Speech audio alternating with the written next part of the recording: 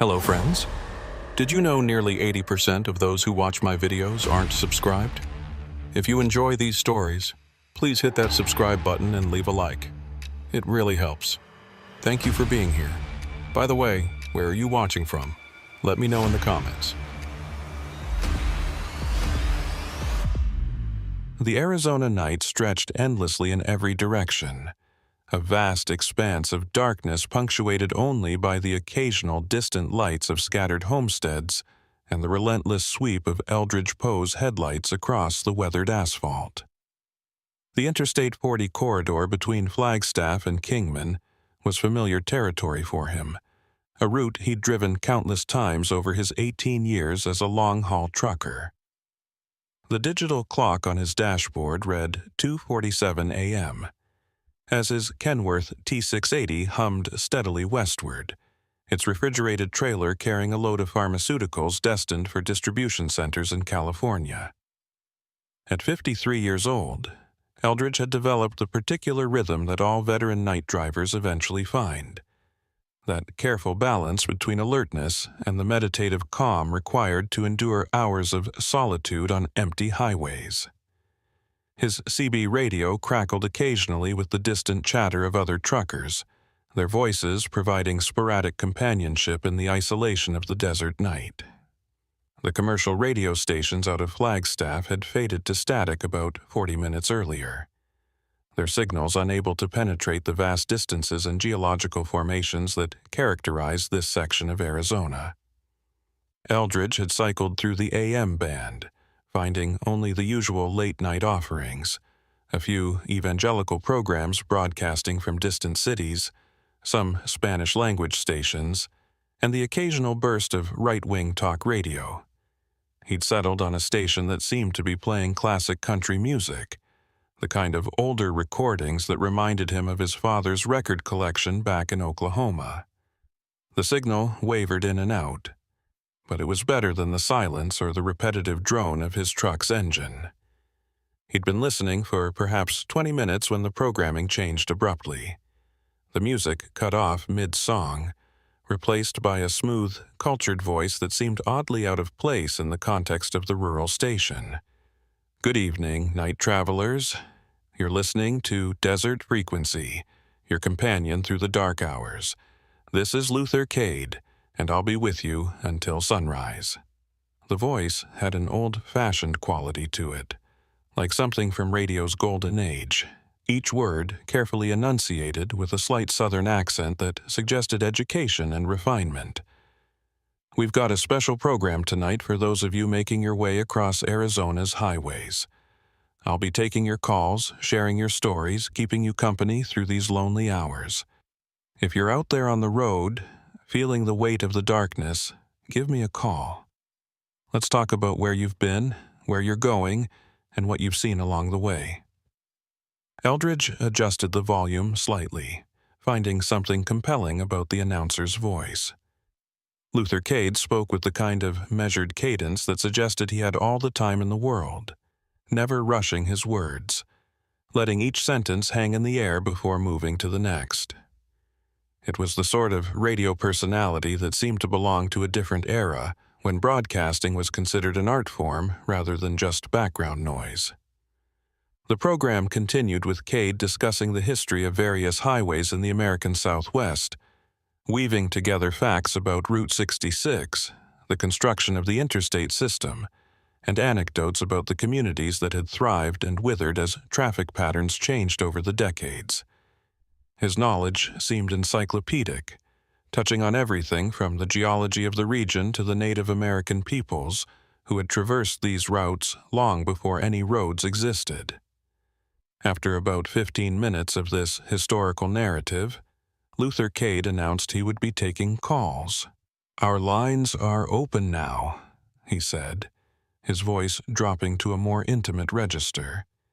"If you're listening out there in the darkness, if you've got a story to share or just need someone to talk to, the number is on your screen." Eldridge glanced at his radio display, but it showed only the station frequency, 91 FM, nothing about a phone number. He assumed it must be a regular feature of the program, something loyal listeners would already know. The first caller was a woman who identified herself only as a night shift nurse driving home from Flagstaff Regional Medical Center. She spoke about the strange isolation of working while the rest of the world slept, about seeing the city in its most vulnerable hours. Luther Cade listened attentively, asking thoughtful questions, creating a conversation that felt genuine rather than performative. When she mentioned taking Route 89 south toward Sedona, Cade's response made Eldridge's hands tighten slightly on the steering wheel. Route 89 is a beautiful drive, especially in the pre-dawn hours, Luther Cade said. Tell me, have you passed the junction with Forest Road 231 yet? There's a particular quality to the light in that area just before sunrise, the way it catches on the red rocks. Almost otherworldly. The caller confirmed she was approaching that exact area, expressing surprise at his specific knowledge of her route. Cade laughed gently. I know these roads well, my dear. Every curve, every landmark. I've spent more time on them than I care to calculate. You drive safely now, and watch for deer near mile marker 342. They've been active in that area lately. The call ended, and Luther Cade moved smoothly into playing a song, an old Hank Williams recording that emerged from the speakers with surprising clarity despite the wavering signal strength. Eldridge found himself increasingly focused on the radio program, his attention divided between the road ahead and the voice emanating from his speakers. There was something unusual about it, something he couldn't quite articulate. The specificity of Luther Cade's knowledge, the way he seemed to know exactly where his callers were located, the intimate familiarity with routes and conditions, it all felt slightly off-kilter, like a picture frame hanging at an imperceptible angle. When the song ended, Cade returned with another caller, this time a trucker who identified himself as driving eastbound on I-40. The man's voice had the gravelly quality of someone who'd spent decades breathing diesel fumes and cigarette smoke. He was hauling construction equipment from California to Albuquerque, running behind schedule due to a breakdown outside of Needles. As they talked, Luther Cade again demonstrated that unsettling specificity, asking about particular truck stops, mentioning specific exit numbers, even inquiring about the condition of certain rest areas. You'll want to fuel up at the Flying J outside of Holbrook, Cade suggested. Better prices there than waiting until you cross into New Mexico, and the coffee is drinkable, which can't be said for everywhere along this route. The trucker agreed enthusiastically, noting that was exactly where he planned to stop. What made Eldridge's scalp prickle was what came next.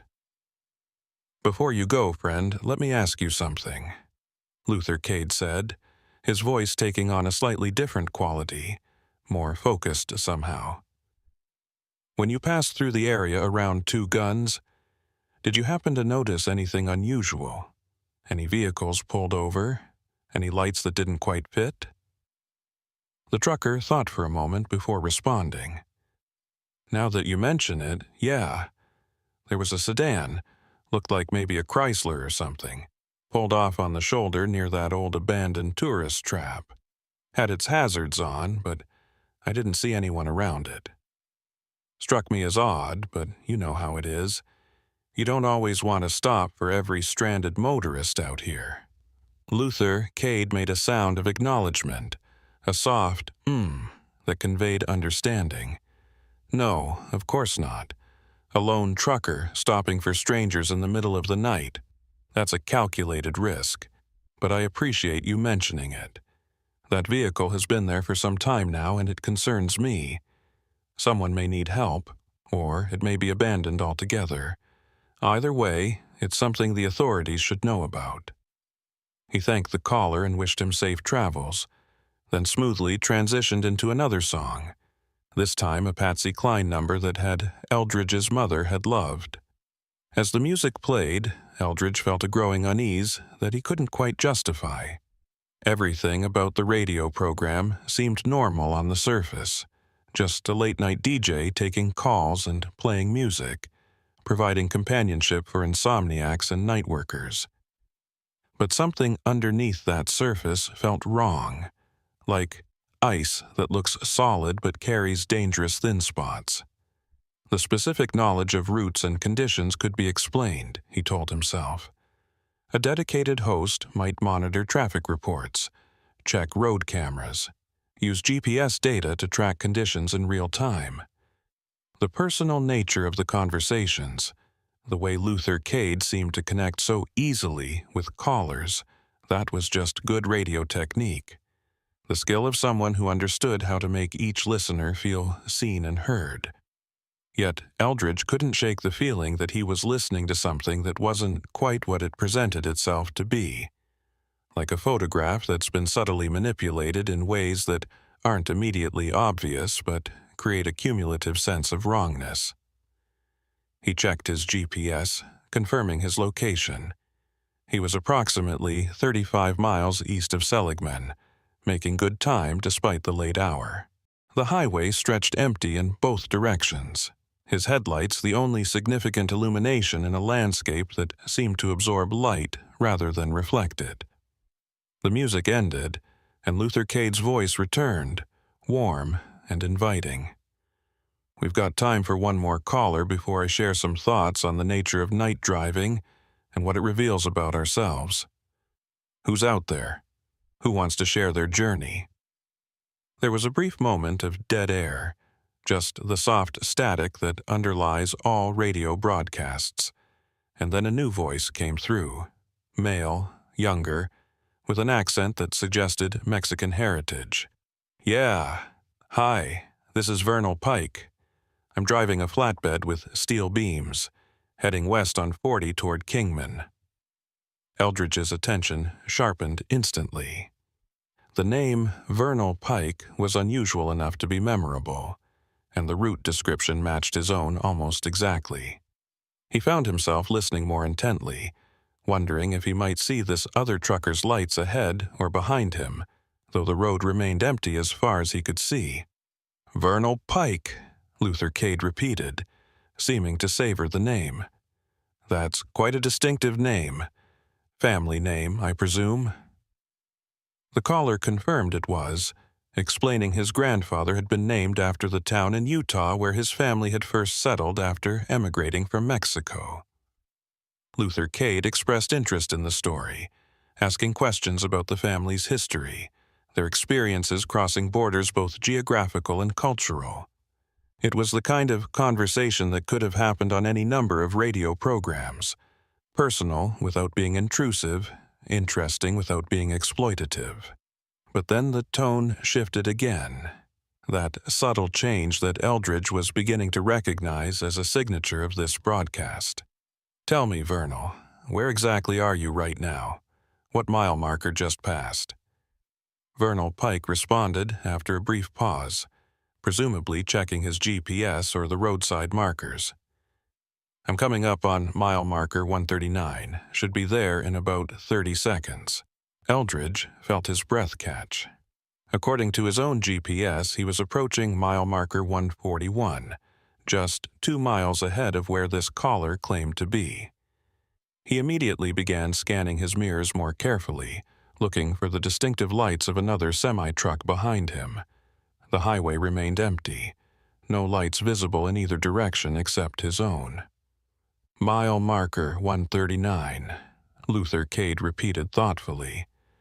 That puts you very close to the turnoff for the old Route 66 alignment, the section that runs parallel to the interstate for about 8 miles before rejoining the main highway. Beautiful piece of road, especially at night. Very little traffic, just you in the desert and the stars. Vernal Pike agreed, noting he'd driven that section before and enjoyed the solitude it offered. Luther Cade continued, his voice taking on a storytelling quality. There's a particular spot along that stretch about 4 miles in, where the old road passes through a small canyon. The rock formations create interesting acoustic effects. Sound behaves strangely there. Indigenous peoples considered it a sacred space, Somewhere the boundary between the physical and spiritual worlds grew thin. Even today, people report unusual experiences in that area, feelings of being watched, moments where time seems to slip or stretch in uncomfortable ways. Eldridge kept checking his mirrors, increasingly troubled by the absence of any vehicle where one should be. If Vernal Pike was truly just 2 miles behind him on the same highway, his lights should be visible by now, even at a distance. Modern semi-trucks have bright, distinctive lighting, and on a clear night in the desert, visibility extends for miles. Yet the road behind him remained completely dark. No trace of another vehicle. The conversation between Luther Cade and the caller continued, becoming increasingly specific about locations and conditions along the route. Cade mentioned particular curves, warned about rough patches of pavement, even referenced a dead animal near a specific culvert that drivers should watch for.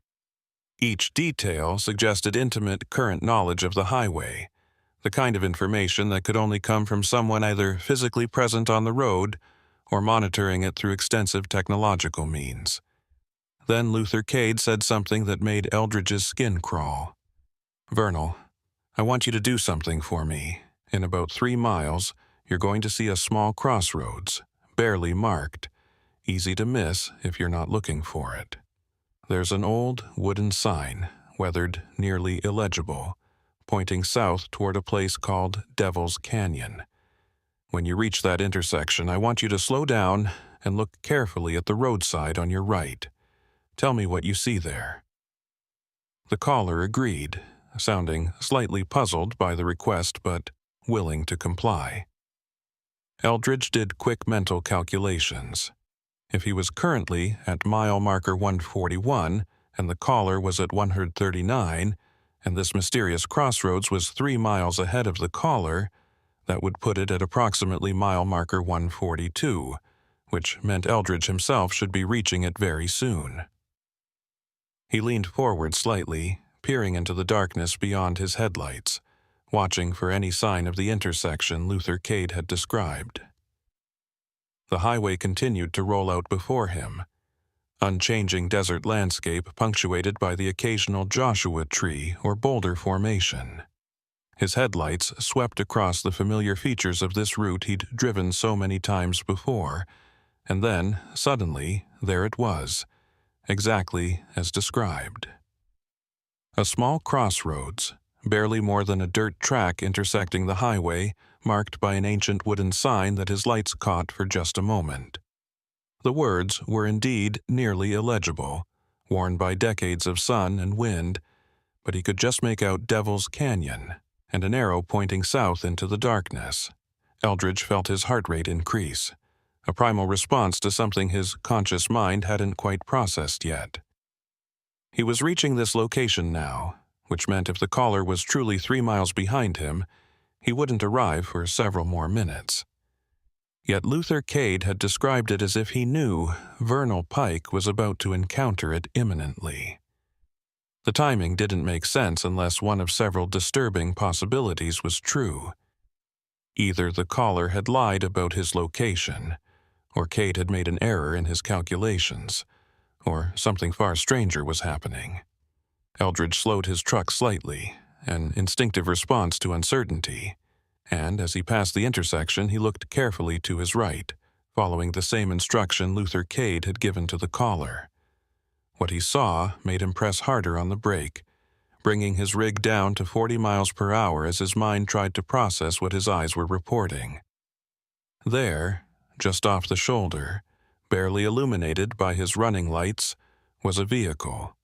Not a car or a pickup truck, but a semi-truck, a flatbed, pulled partially off the road at an awkward angle. Even from this brief glimpse as he passed, Eldridge could see something was wrong with it. The truck appeared damaged, its front end crumpled as if it had struck something with considerable force. More disturbing was the cargo, steel beams, just as the caller Vernal Pike had described carrying, scattered and twisted, some still strapped to the flatbed, others thrown clear in what must have been a violent collision. Eldridge's foot moved toward the brake pedal, every instinct telling him to stop, to check for survivors, to call for help. But something held him back, a warning that operated below conscious thought. Instead, he grabbed his CB radio, switching to Channel 19, the standard frequency truckers monitored. "Breaker, breaker, this is Eldridge Poe, westbound on I-40 approaching mile marker 143. I've got what looks like an accident scene, semi-truck with steel beams off the shoulder near a crossroads. Requesting any available units to verify and assist. Over." The CB crackled with static, but no immediate response came.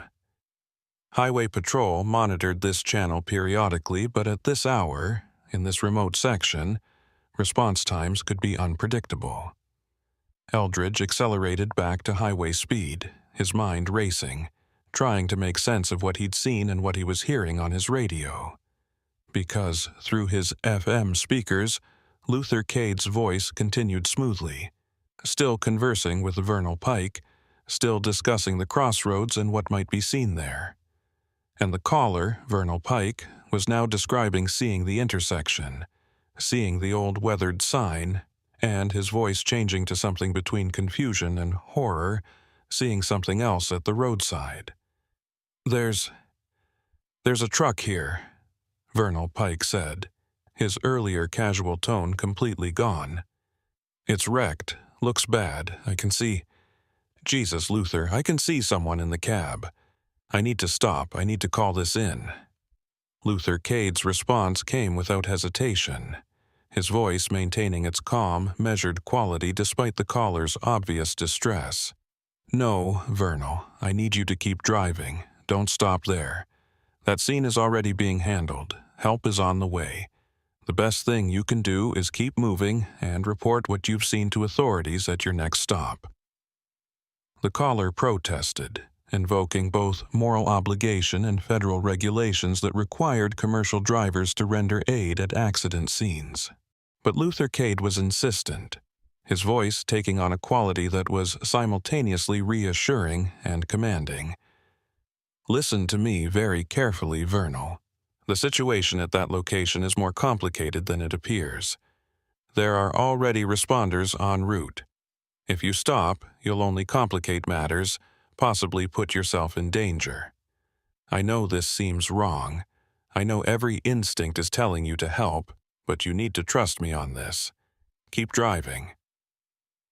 The conversation continued for another minute, Luther Cade somehow persuading the reluctant caller to continue westward, promising to personally ensure that proper authorities were notified, that help would reach the accident scene.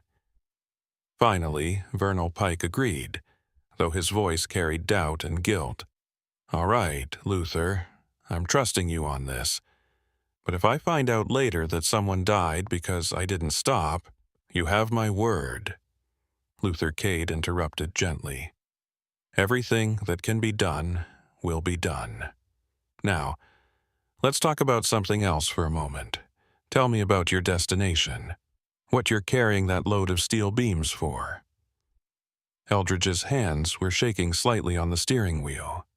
He'd just passed that exact accident scene, seen the same wrecked flatbed with its scattered cargo, and now he was listening to a caller describe seeing it as if it was happening in real time, despite the physical impossibility of the situation. If the caller was truly behind him, where Eldridge could not see any following lights, and was just now reaching the crossroads that Eldridge had already passed, then the laws of space and time were being violated in ways that defied rational explanation. He grabbed his CB radio again, this time broadcasting on multiple channels, trying to reach any other truckers in the area. "This is Eldridge Poe, westbound on I-40 between Seligman and Kingman. Is there anyone else listening to FM 91.7? Anyone else hearing Luther Cade's program? I need someone to confirm I'm not losing my mind here. Over." Static answered him, the empty hiss of radio waves carrying no human voice.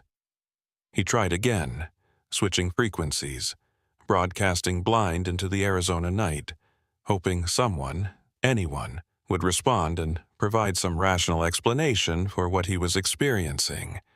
But the CB remained silent, except for his own transmissions echoing back at him, a lonely sound that emphasized rather than alleviated his isolation.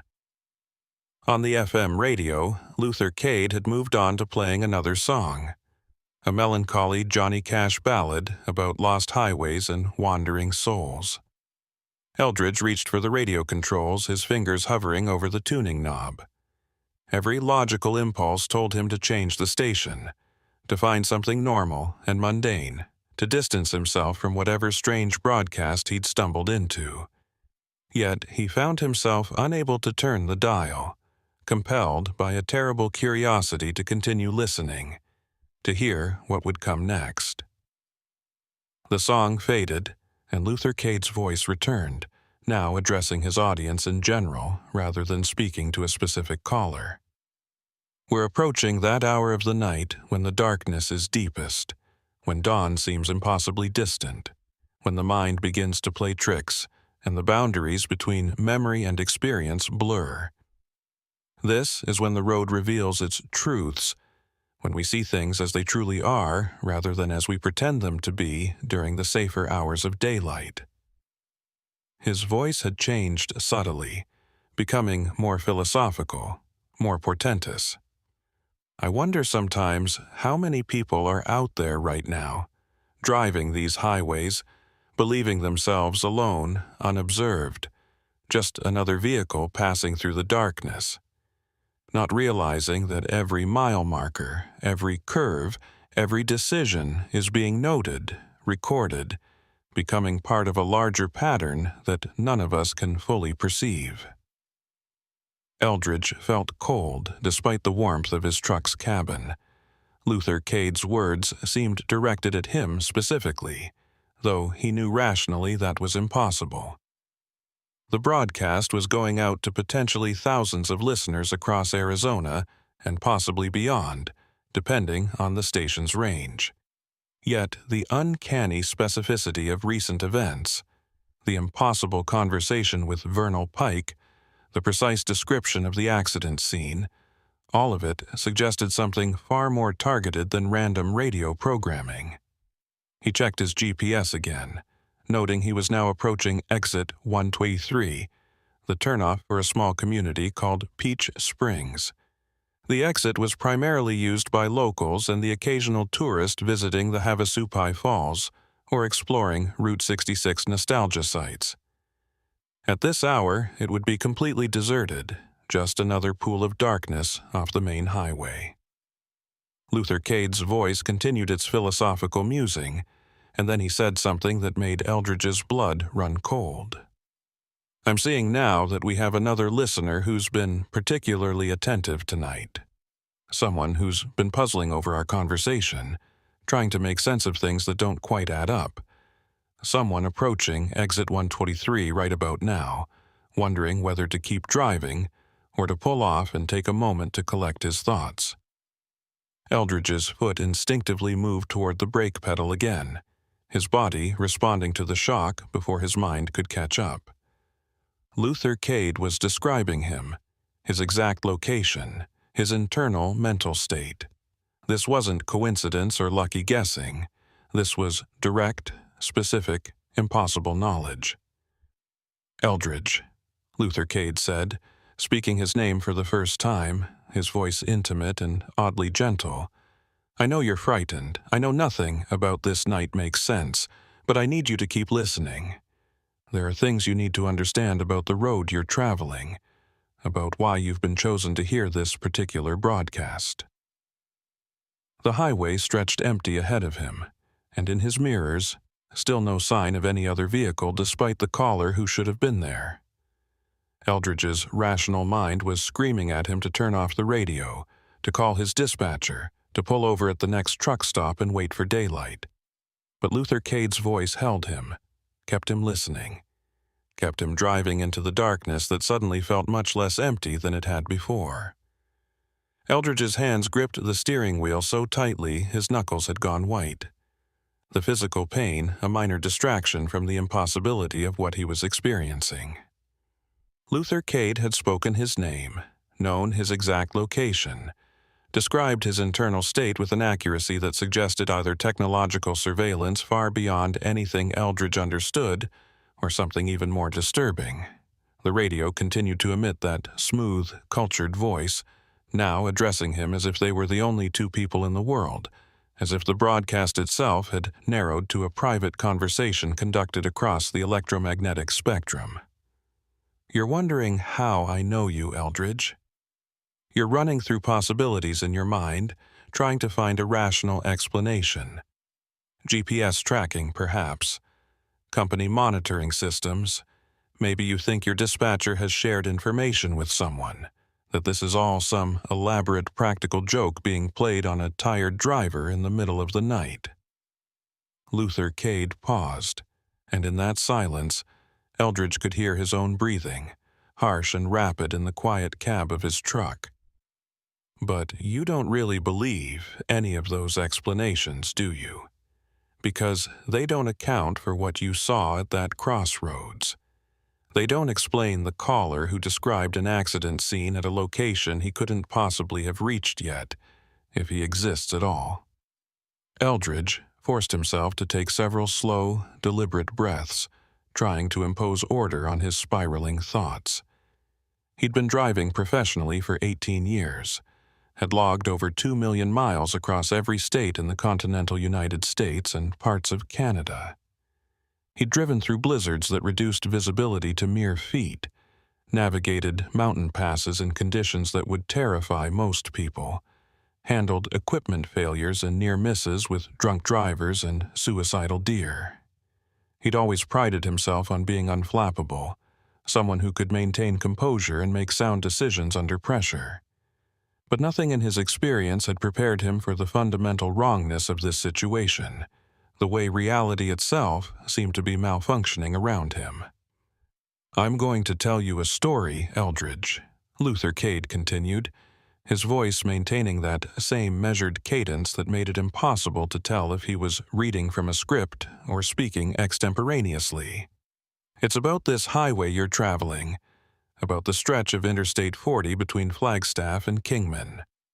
Most people think of roads as simple things, ribbons of asphalt connecting point A to point B, purely functional infrastructure designed to facilitate commerce and travel. But highways are more complex than that. They're layers of history, built on top of older roads, which were built on top of ancient trails, which followed paths worn by animals, which followed the contours of the land itself. Every highway carries the memory of everything that came before it." Eldridge wanted to turn the radio off, to silence that voice and drive in blessed quiet until he reached Kingman, where he could pull into a brightly lit truck stop filled with other people in normal conversation. But his hand refused to obey, hovering over the controls without making contact, as if some part of him recognized that turning off the radio wouldn't actually end the broadcast, wouldn't sever whatever connection had been established between himself and Luther Cade. The highway continued to unspool before him, mile after mile of unchanging desert landscape, and he realized with growing unease that he hadn't seen another vehicle in either direction for over 20 minutes. For a major interstate corridor, even at this late hour, that degree of isolation was unusual, bordering on impossible. "This particular section of highway has what you might call a complicated history," Luther Cade said, shifting into what sounded like lecture mode, the kind of educational broadcast that might air on public radio during more conventional hours. When they were surveying the route for Interstate 40 back in the late 1950s, the engineers encountered numerous obstacles. The terrain was challenging, certainly, but there were other complications. Several of the proposed routes crossed areas that local indigenous peoples insisted were spiritually significant, places where the natural world intersected with something they couldn't or wouldn't explain to the white men with their surveying equipment and blueprints. Eldridge checked his mirrors again, a compulsive gesture that had become almost rhythmic. The road behind him remained empty, no lights visible despite the excellent visibility. He thought about the wrecked flatbed he'd passed, about the caller Vernal Pike who had described seeing the same scene. Had that accident been real? Was there someone injured or dying back there while he continued to drive away? But if it was real, why hadn't his CB radio calls received any response? Why hadn't he seen any emergency vehicles responding to the scene? The questions multiplied faster than he could process them, creating a mounting anxiety that made it difficult to focus on the simple task of keeping his truck in its lane. The engineers, being practical men concerned with grades and drainage and cost efficiency, naturally ignored these warnings, Luther Cade continued. They built the highway where their calculations suggested it should go, blasting through rock formations, filling in washes, imposing their straight lines and gentle curves on a landscape that had its own geometry, its own logic, and, for the most part, it worked. Tens of thousands of vehicles travel this highway every day, moving goods and people across the desert without incident or concern. But there are anomalies, Eldridge. There are nights when the highway remembers what it was built on top of, when the boundary between what is and what was becomes permeable. The philosophical nature of Luther Cade's monologue should have been boring, the kind of abstract rambling that makes listeners change stations or turn off the radio entirely. But something about his delivery, the absolute certainty in his voice, made it compelling in a way Eldridge couldn't explain. He found himself listening intently, following the logic even as part of his mind screamed that this was all nonsense, that he was being manipulated by someone with unclear motives and possibly dangerous intentions. His GPS showed him approaching mile marker 115, which meant he was roughly halfway between Seligman and Kingman, in one of the most remote and isolated sections of this route.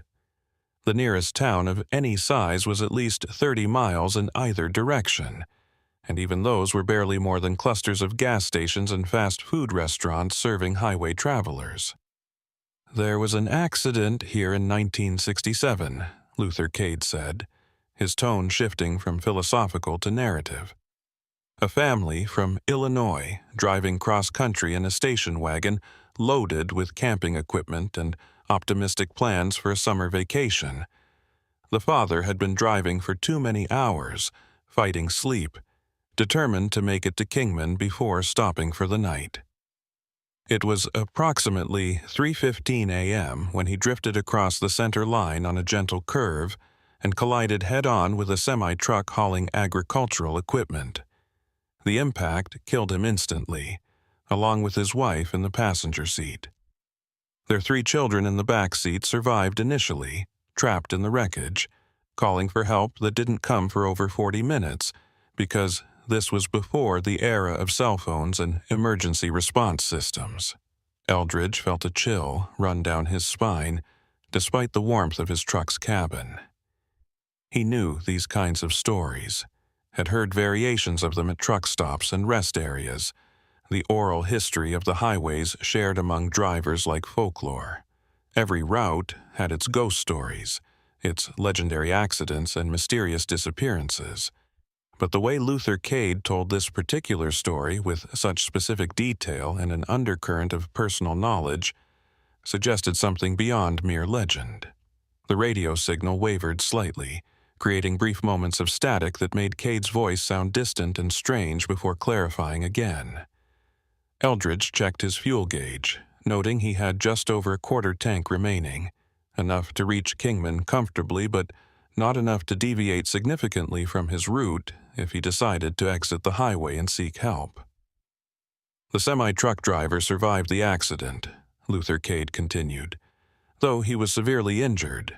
His name was Harold Weems, a 48-year-old veteran trucker from Missouri, making his regular run between California and Texas. The investigation determined he bore no legal responsibility for the accident, that the station wagon had crossed into his lane and given him no time to react. But legal exoneration doesn't always translate to psychological peace, Eldridge. Harold Weems spent the remaining 17 years of his life haunted by what happened that night, by the sound of those children calling for help, by the knowledge that even though the accident wasn't his fault, his truck had been the instrument of death for 2 people and permanent trauma for 3 others. The story was affecting Eldridge in ways he didn't want to acknowledge.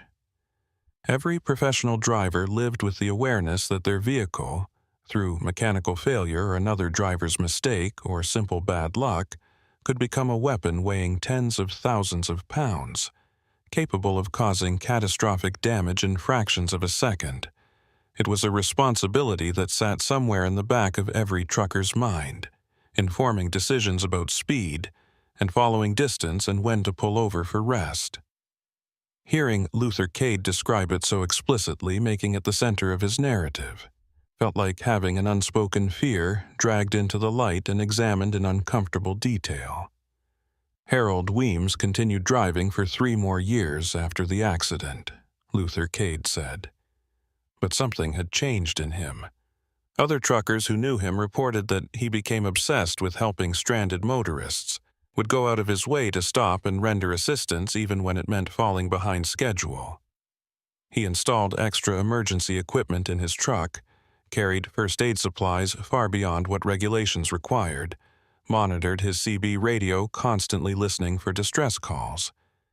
It was as if he was trying to balance some cosmic ledger, to somehow compensate for the deaths he'd been involved in by preventing other tragedies. Eldridge found himself checking his mirrors yet again, an almost automatic gesture now. The road remained empty, but he noticed something else that made his unease deepen. The stars, which had been brilliantly clear earlier in the night, now seemed dimmer, as if a thin haze had formed in the upper atmosphere. But the air quality appeared fine. No signs of smoke or dust that might explain the change. It was subtle enough that he questioned whether he was really seeing it or if his stressed mind was imposing patterns on random phenomena. Luther Cade's voice continued without pause, weaving his story with the skill of someone who'd told it many times before or perhaps never stopped telling it. In 1970, 3 years after the accident, Harold Weems was driving this exact stretch of highway, westbound like you are now, Eldridge, during the early morning hours. He reported via CB radio that he was passing the area where his accident had occurred, mile marker 117, just a few miles ahead of where you are right now. Other truckers monitoring the channel heard him describe seeing something at the roadside, a station wagon that looked identical to the one from his accident, pulled over with its hazard lights flashing. He said he was going to stop and check on it, to see if anyone needed assistance. The story was heading somewhere Eldridge didn't want to follow, but he found himself unable to stop listening. Luther Cade's voice had become almost hypnotic, its rhythm perfectly calibrated to hold attention while simultaneously creating a mounting sense of dread. The highway continued to flow past, unchanging desert landscape illuminated by his headlights, and Eldridge realized he'd unconsciously increased his speed, now traveling at nearly 75 miles per hour, as if some instinct was urging him to cover this ground as quickly as possible to get through whatever zone he'd entered.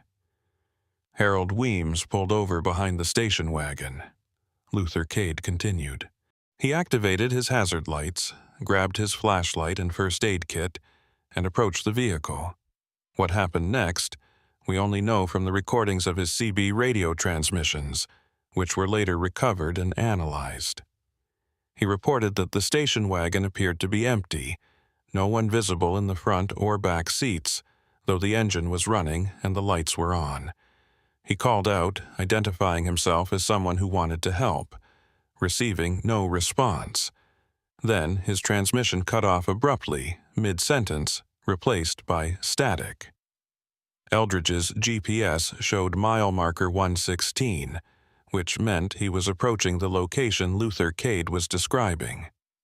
He found himself easing off the accelerator slightly, torn between a desire to speed past this area as quickly as possible and a morbid need to see if there was anything there, any physical evidence of the stories he was hearing. The highway remained empty in both directions. No other vehicles visible despite this being a major interstate corridor. That wrongness, that impossible isolation, had become so pronounced that Eldridge could no longer rationalize it away. Something was fundamentally different about this night, about this drive, about the space he was moving through. Search parties found Harold Weems's truck the following morning, Luther Cade said, his voice dropping to a more somber register. It was pulled over on the shoulder near mile marker 117, hazard lights still flashing, engine still running. The driver's door was open, his flashlight lying on the pavement, its beam still illuminating the empty desert. But Harold Weems himself was never found. Extensive searches of the surrounding area, including helicopters and tracking dogs, found no trace of him. It was as if he'd simply ceased to exist the moment he stepped away from his truck. The case remains officially unsolved, classified as a missing person incident with suspicious circumstances.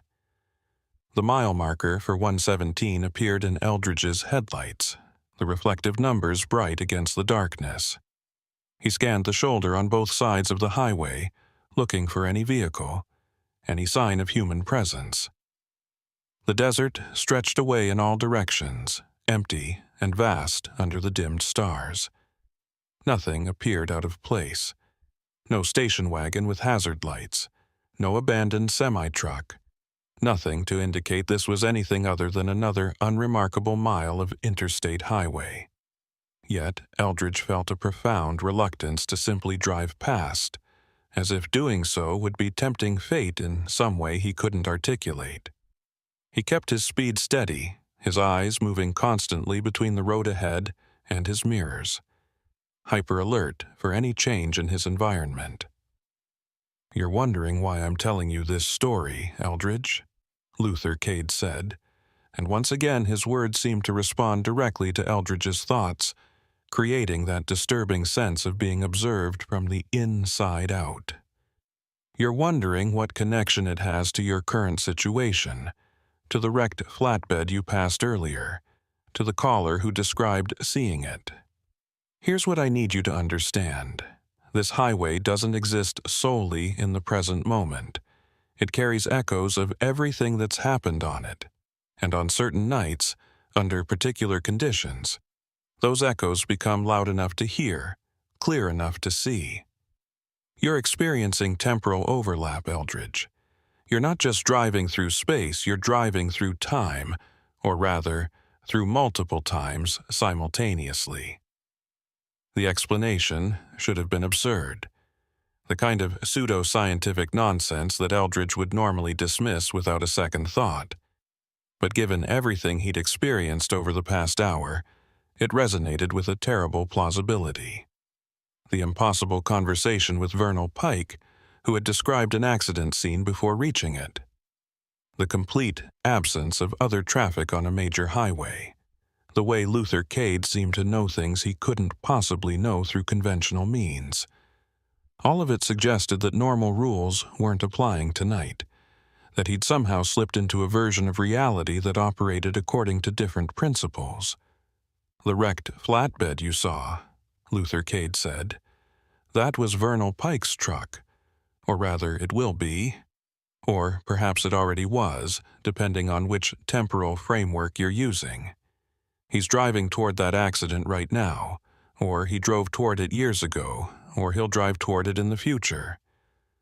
On this highway, on nights like this, those distinctions become meaningless. The accident has happened, is happening, will happen, all simultaneously." Eldridge felt his breathing become shallow, his chest tight with an anxiety that went beyond normal fear. If what Luther Cade was saying had any truth to it, if he was somehow experiencing multiple time frames at once, then what did that mean for his own safety? Was he seeing his own future? Was he watching events that had already claimed him without his knowledge? "I can hear your fear, Eldridge, and I understand it," Luther Cade said, his voice taking on a tone that was almost compassionate. "But you need to stay calm and keep driving. You need to get through this section of highway before the overlap becomes complete. Right now, you're in a transitional zone, experiencing fragments of different times, but you're still anchored primarily to your present moment. If you stop, if you pull over or try to turn around, you risk becoming permanently displaced, stuck in one of these other temporal frames, unable to return to your own time. The wrecked flatbed, Harold Weems' abandoned truck, the station wagon from 1967, they're all markers of moments when people became untethered. The practical part of Eldridge's mind that still functioned was screaming at him to do exactly what Luther Cade was warning against: to pull over, to stop this insane drive through increasingly surreal circumstances, to call for help and wait for someone sane and reliable to arrive. But another part, the part that had been listening to Luther Cade's impossible knowledge and increasingly strange explanations, recognized that conventional help wasn't coming. The empty highway, the absence of any response to his CB transmissions, the dimming stars, all of it indicated he was already beyond the reach of normal emergency services. If he was going to get through this, it would be on Luther Cade's terms, following instructions from a radio host who might be human or might be something else entirely. "You're approaching mile marker 112 now," Luther Cade said, and Eldridge glanced at his GPS to confirm the accuracy. "In approximately 3 miles, you'll reach an area where there was a rock slide in 1989 that closed the highway for 2 days. The debris was cleared, the slope stabilized, the road repaired, but on nights like this, the highway remembers its damaged state, and you might see or feel things that reflect that reality. Your truck might seem to be driving over rough, debris-covered pavement, even though your eyes tell you the road is smooth. Don't let it confuse you. Don't try to compensate for something that isn't really there. Just maintain your speed and trajectory. Trust your instruments more than your senses." Eldridge wanted to argue, to demand clearer explanations, to insist that he deserved to understand what was happening to him and why he'd been chosen for this experience. But the words wouldn't come, his throat tight with suppressed fear and confusion. He gripped the steering wheel and kept driving, watching the mile markers count down, approaching the area Luther Cade had described. The highway looked normal, the same smooth asphalt he'd been traveling on for the past hour. But as he reached mile marker 111, he felt his truck's suspension react as if passing over rough terrain, violent jolts that should have been accompanied by the sound of debris striking his undercarriage but produced only normal road noise.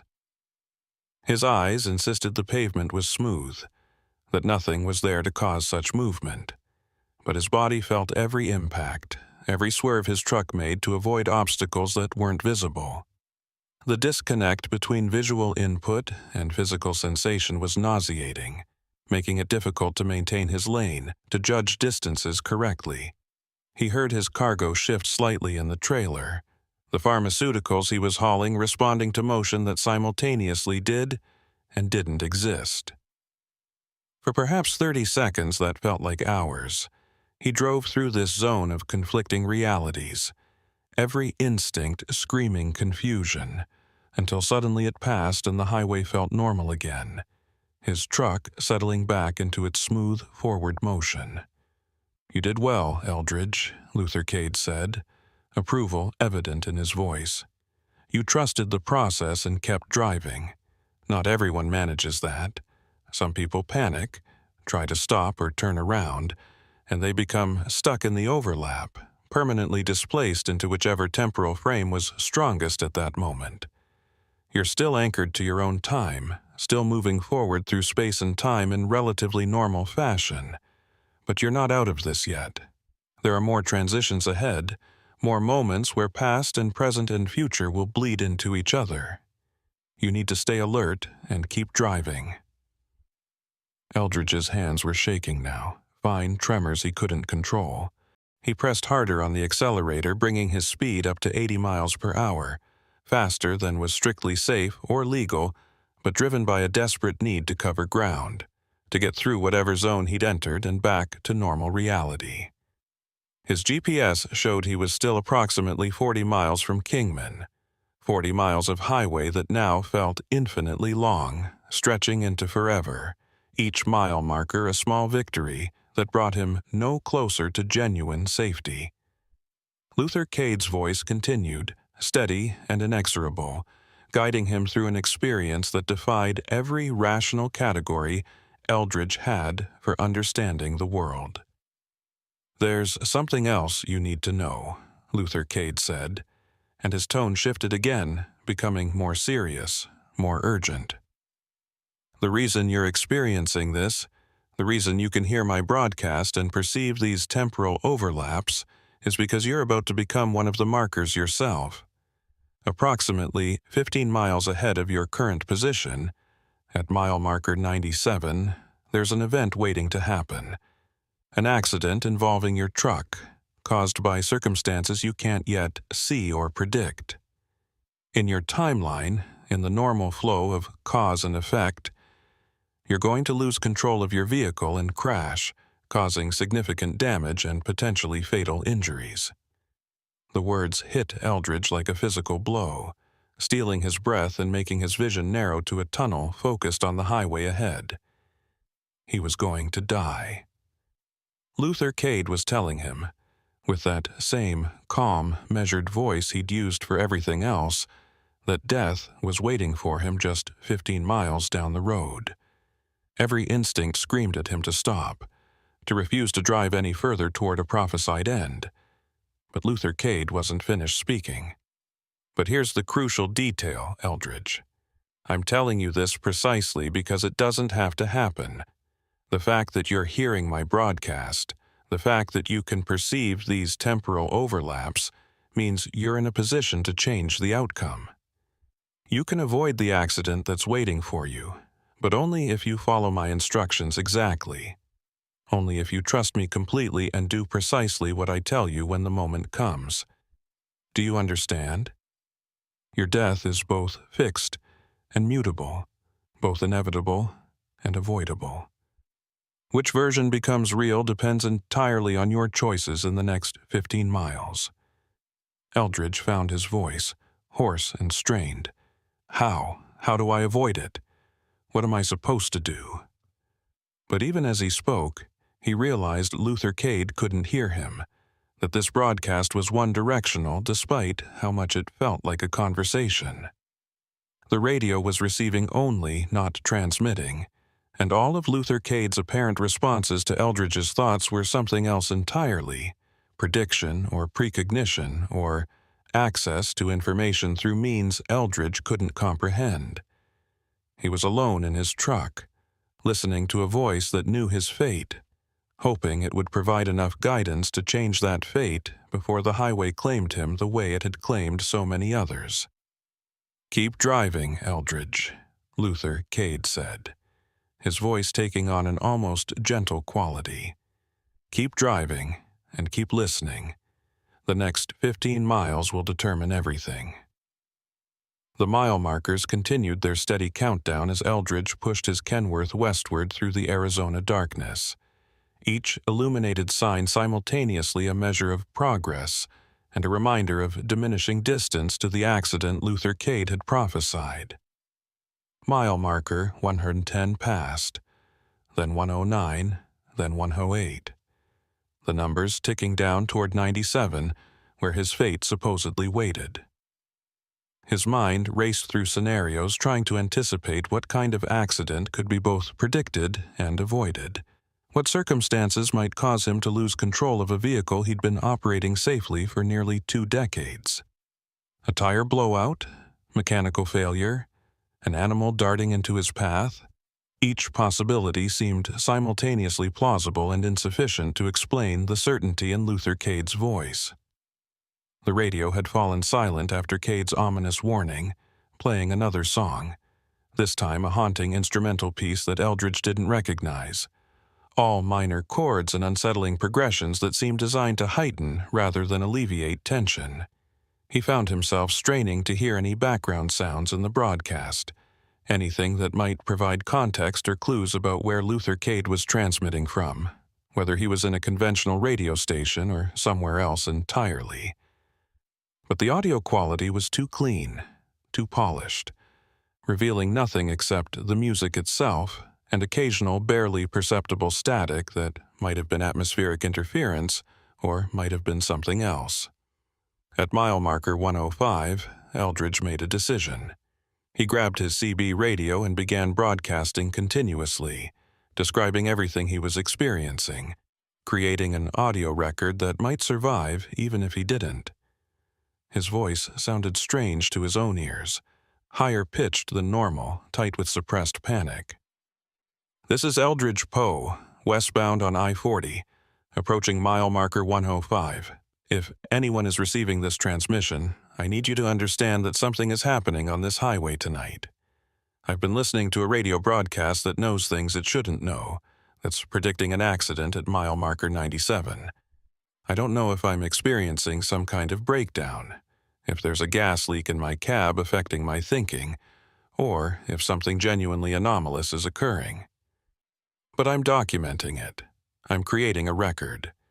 If this truck is found abandoned or damaged, someone needs to investigate FM station 91.7 and a host named Luther Cade."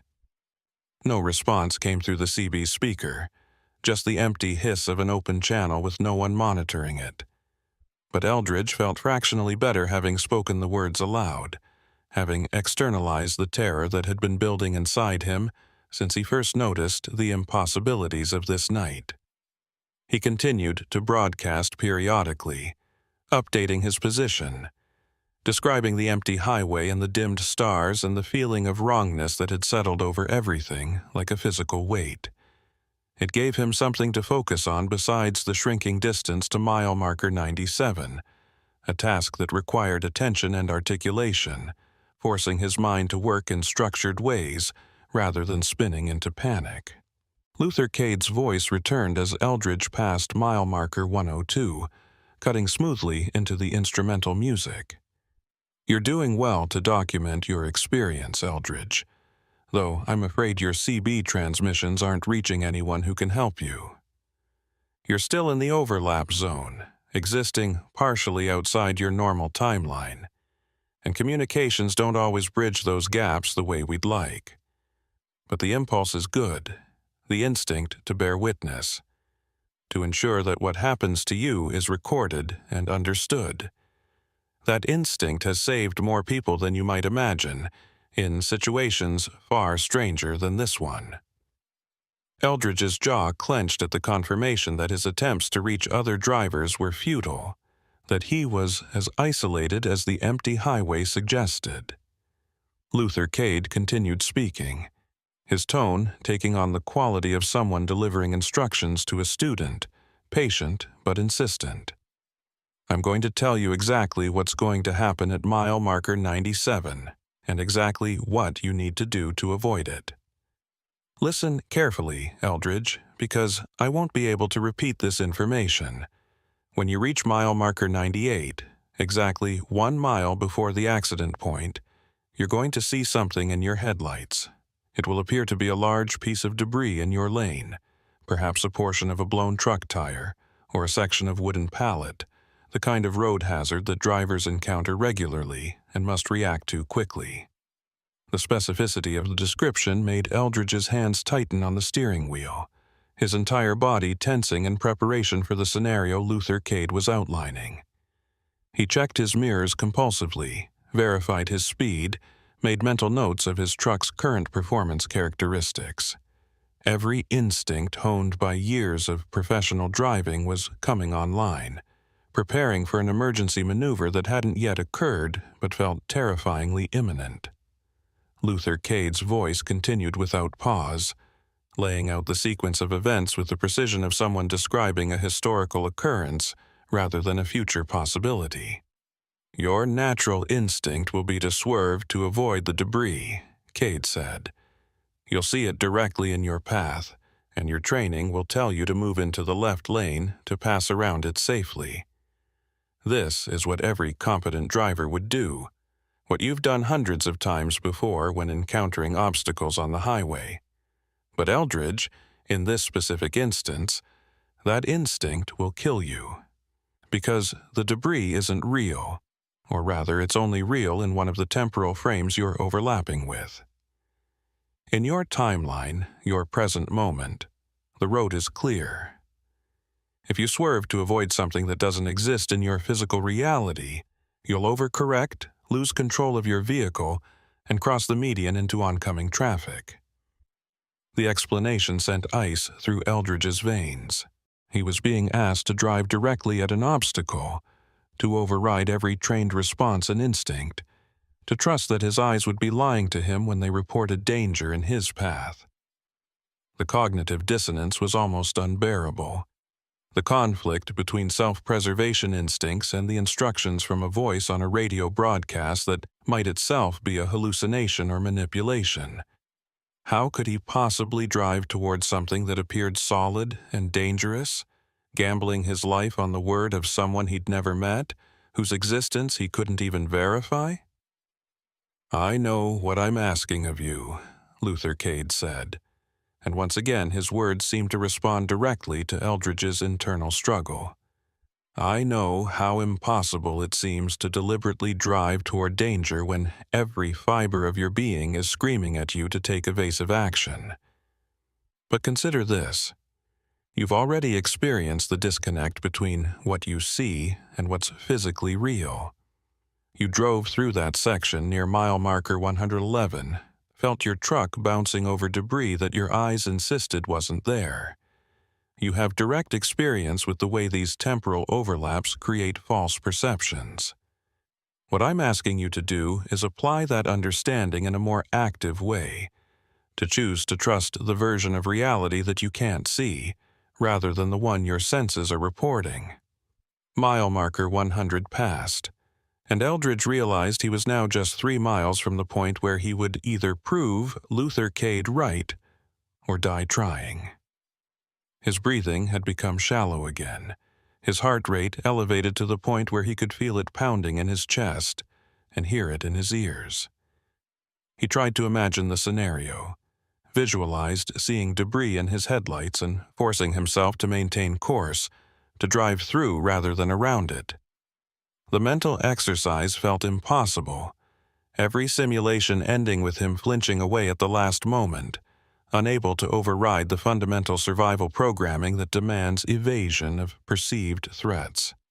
"There's something else you should know," Luther Cade said, his voice dropping to a more intimate register.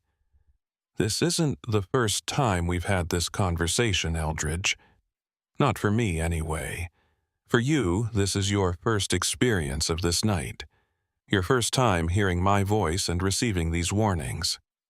But I've guided you through this moment before, in other iterations, other attempts to help you reach the correct outcome. Some of those iterations ended badly. In some versions, you didn't listen to the broadcast at all, never received the warning, and the accident occurred exactly as it was written in the original timeline. In other versions, you heard the warning but couldn't bring yourself to trust it, swerved anyway, and died in the resulting collision. The revelation added another layer of surreality to an already impossible situation.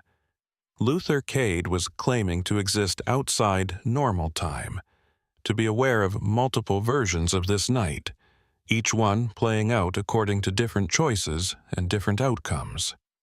If that was true, then Eldridge was living through something far more complex than a simple premonition or warning. He was a participant in a process that transcended normal causality, his actions not just determining his own fate, but potentially affecting the structure of reality itself. The weight of that possibility was almost crushing, making it difficult to maintain focus on the immediate practical concerns of keeping his truck on the road. Mile marker 99 appeared in his headlights, bright and clear, and Eldridge felt his entire body tense like a spring being compressed. 1 mile. 1 mile until he would see the phantom debris and have to make an impossible choice.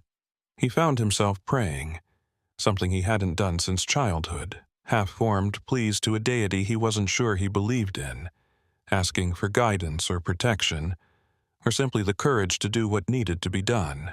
His hands were slick with sweat on the steering wheel, his shirt damp against his back despite the climate-controlled comfort of his cab.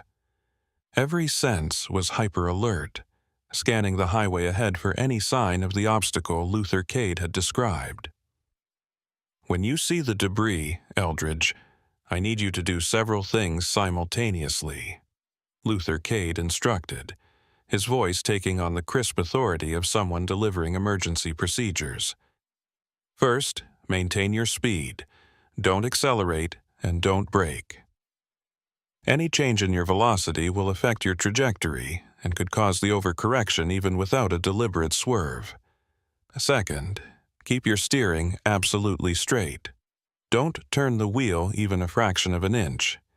Your truck will want to drift slightly, every vehicle does, but resist the urge to correct. Third, and this is crucial, close your eyes just before impact with the debris.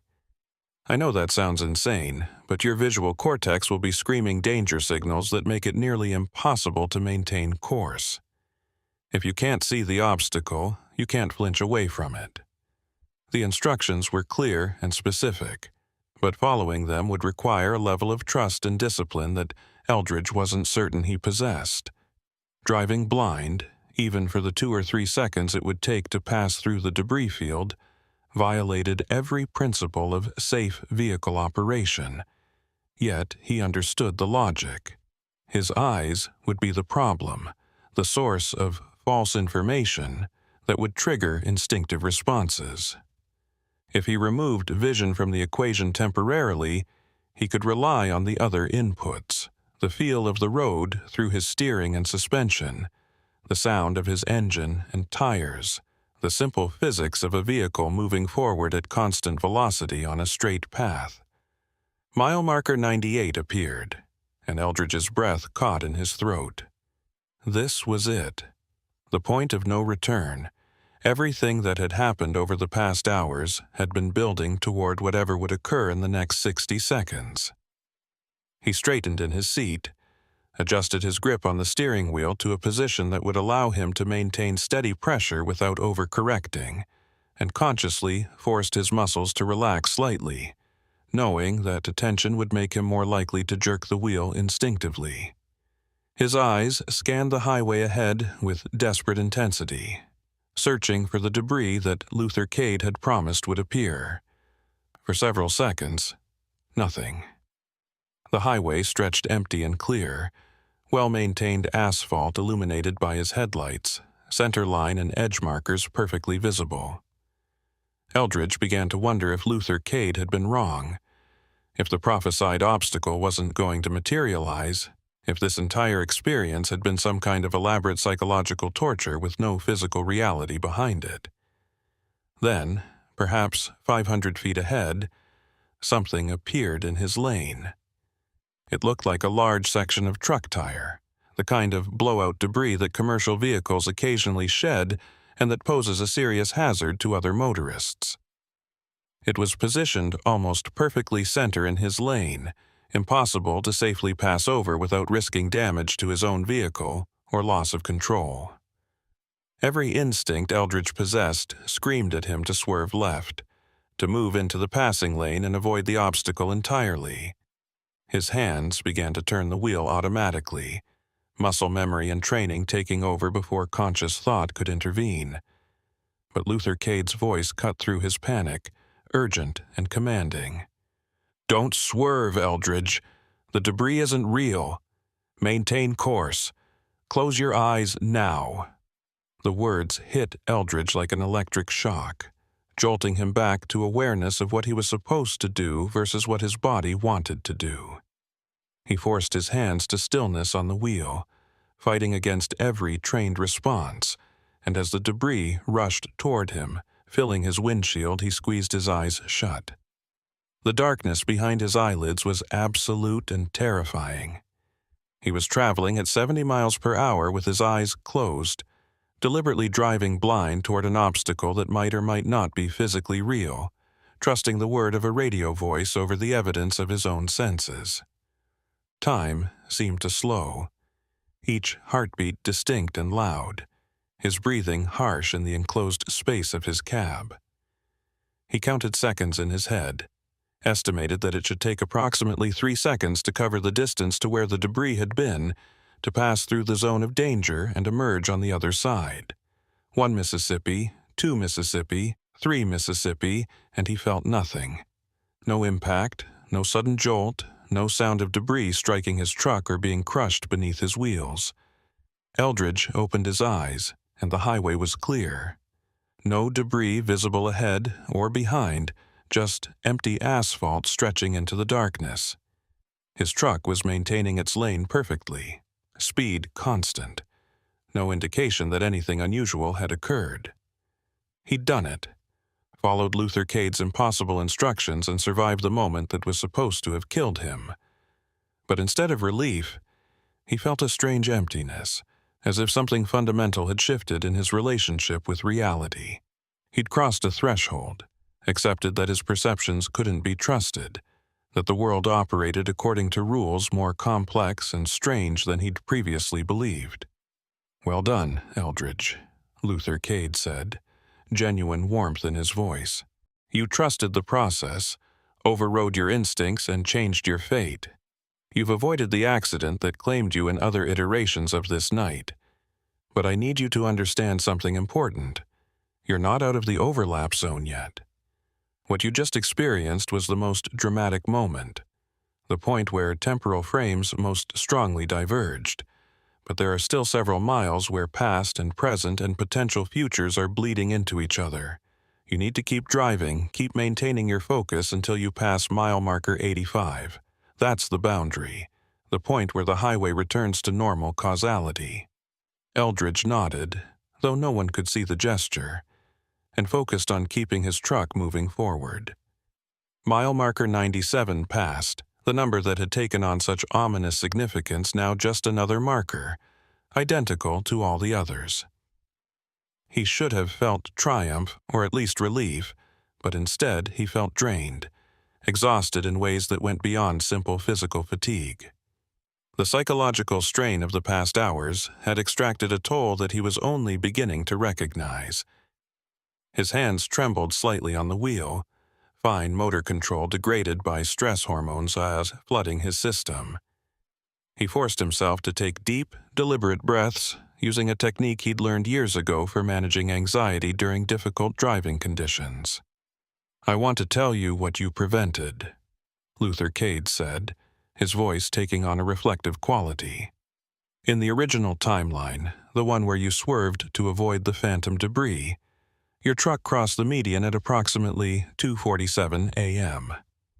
There was another vehicle in the westbound lanes at that moment, a sedan carrying a family returning from a wedding in Flagstaff. The father was driving, his wife asleep in the passenger seat, their 2 teenage daughters in the back, also asleep. When your truck crossed into their path, the father had approximately 1.2 seconds to react. Not nearly enough time to avoid a collision with a vehicle weighing 40 times more than his own. The description made Eldridge's stomach clench. He was hearing about people who had died in a timeline that no longer existed, or perhaps existed somewhere in the quantum foam of unrealized possibilities. Luther Cade continued, each word carefully chosen, painting a picture that was both specific and devastating. The impact killed all 4 occupants of the sedan instantly. Your injuries were severe but not immediately fatal. You survived for approximately 6 hours, conscious for much of that time, aware of what had happened, aware that your actions had ended 4 lives. The guilt and horror you experienced in those final hours were according to the emergency responders who tried to comfort you, some of the most intense suffering they'd ever witnessed. Eldridge felt tears streaming down his face, though he couldn't remember when he'd started crying. He was mourning people who hadn't died, grieving for a version of himself that had experienced that unbearable guilt before succumbing to his injuries. The multiplicity of timelines, The awareness that choices could branch into radically different outcomes made him feel unmoored from any stable sense of identity. Which version was the real Eldridge Poe? The one who had died in guilt and agony. The one driving through this surreal night. Some other iteration in a probability space too complex to fully comprehend. But that timeline no longer exists as your reality, Luther Cade said gently. You made a different choice, took a different path, and those people, that family, they're sleeping safely in their beds right now, completely unaware of how close they came to death. You saved them, Eldridge, by doing the hardest thing a human being can do, trusting that your perceptions were wrong when every sense insisted they were right. That took courage of a kind most people never have to demonstrate. You should be proud of that, even as you process the horror of what you prevented. Mile marker 95 passed, then 94, 93. The numbers counting down toward the boundary Luther Cade had mentioned. Eldridge drove in a kind of daze, going through the motions of operating his vehicle, while his mind struggled to integrate the experience he'd just survived. The highway looked normal again, or as normal as anything could look after the past hours of wrongness and impossibility. He thought he saw stars beginning to brighten overhead, the dimming effect that had troubled him earlier starting to reverse. Perhaps that was a sign he was approaching the edge of the overlap zone, returning to normal reality where celestial objects maintained consistent luminosity and time flowed in a single direction. At mile marker 90, Luther Cade spoke again, but his voice had changed, become more distant, as if the signal was weakening or he was pulling away from some metaphorical microphone. Eldridge, I'm going to leave you soon. The overlap zone ends at mile marker 85, as I mentioned, and beyond that point you won't be able to hear my broadcast anymore. Before I go, I want to give you one final piece of information, something you can use to verify that what happened tonight was real and not some kind of stress-induced hallucination or breakdown. When you reach Kingman, go to the truck stop off exit 53, the big one with the chrome shop and the 24-hour diner. In the diner, there's a waitress named Marlene, works the overnight shift, has been there for over 15 years. Ask her about Luther Cade and the Desert Frequency broadcast. She'll understand what you've experienced, because she's one of the few people who knows the truth about this section of highway and what happens here on certain nights. The instruction was concrete and specific, offering a way to ground the night's events in verifiable reality. Eldridge committed it to memory, repeating it silently to himself. Exit 53, truck stop, diner, waitress named Marlene, ask about Luther Cade. It would either confirm his sanity or reveal the depths of his delusion, but either way, it would provide closure to an experience that currently existed in a state of terrifying ambiguity. Mile marker 87 appeared, then 86, and Eldridge could feel something changing in the quality of the air, the texture of reality itself. It was like passing through an invisible membrane, emerging from water into air, a transition that was more felt than seen. Drive safely, Eldridge Poe, Luther Cade said, his voice now barely audible through increasing static. Remember what you learned tonight, about the nature of time and choice and the courage it takes to see past illusion. You're one of the lucky ones, someone who was given a chance to change their fate and had the strength to take it. Not everyone gets that opportunity, and not everyone who gets it succeeds. You did. Be proud of that, even when the memory troubles your dreams. And know that somewhere, in ways you can't perceive, a family sleeps safely because you found the courage to drive blind toward danger. The radio signal dissolved into static, and no amount of adjusting the tuning brought Luther Cade's voice back. Eldridge cycled through other frequencies searching for any trace of the Desert Frequency broadcast, but found only conventional programming, late-night talk shows and music, and paid religious broadcasting. At mile marker 85, he felt something release inside him, a tension he'd been carrying finally letting go. The stars overhead were bright again, brilliant points of light in the clear desert sky. His CB radio crackled with sudden activity, truckers chatting on Channel 19, normal conversations about traffic conditions and where to find cheap fuel. Eldridge grabbed his CB and transmitted, his voice hoarse but functional. "This is Eldridge Poe, westbound on I-40 approaching Kingman. Anyone out there, please respond.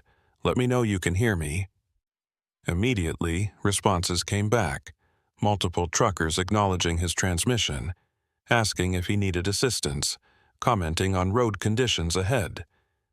The simple normalcy of these exchanges was almost overwhelming, evidence that he'd returned to a reality where communication worked as expected, where other human beings existed and could be reached.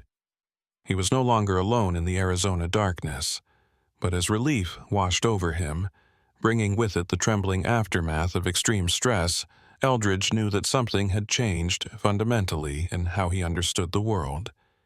He'd experienced something that defied rational explanation, been given knowledge about the nature of reality that most people never received. The highway ahead looked identical to the highway behind. Same asphalt, same markings, same desert landscape. But he now knew that surfaces could deceive, that what appeared solid and singular might actually be layered and multiple. That time itself was more fluid and negotiable than common experience suggested. He drove toward Kingman with new eyes, watching for the exit that would take him to the truck stop where he could begin seeking answers, or at least confirmation that he hadn't simply lost his mind somewhere between Flagstaff and the western Arizona border. The lights of Kingman appeared on the horizon like a constellation fallen to earth, a cluster of civilization in the vast darkness of the Arizona desert. Eldridge felt an almost physical relief at the sight, evidence that he was approaching normalcy, places where people lived and worked according to predictable schedules and comprehensible rules.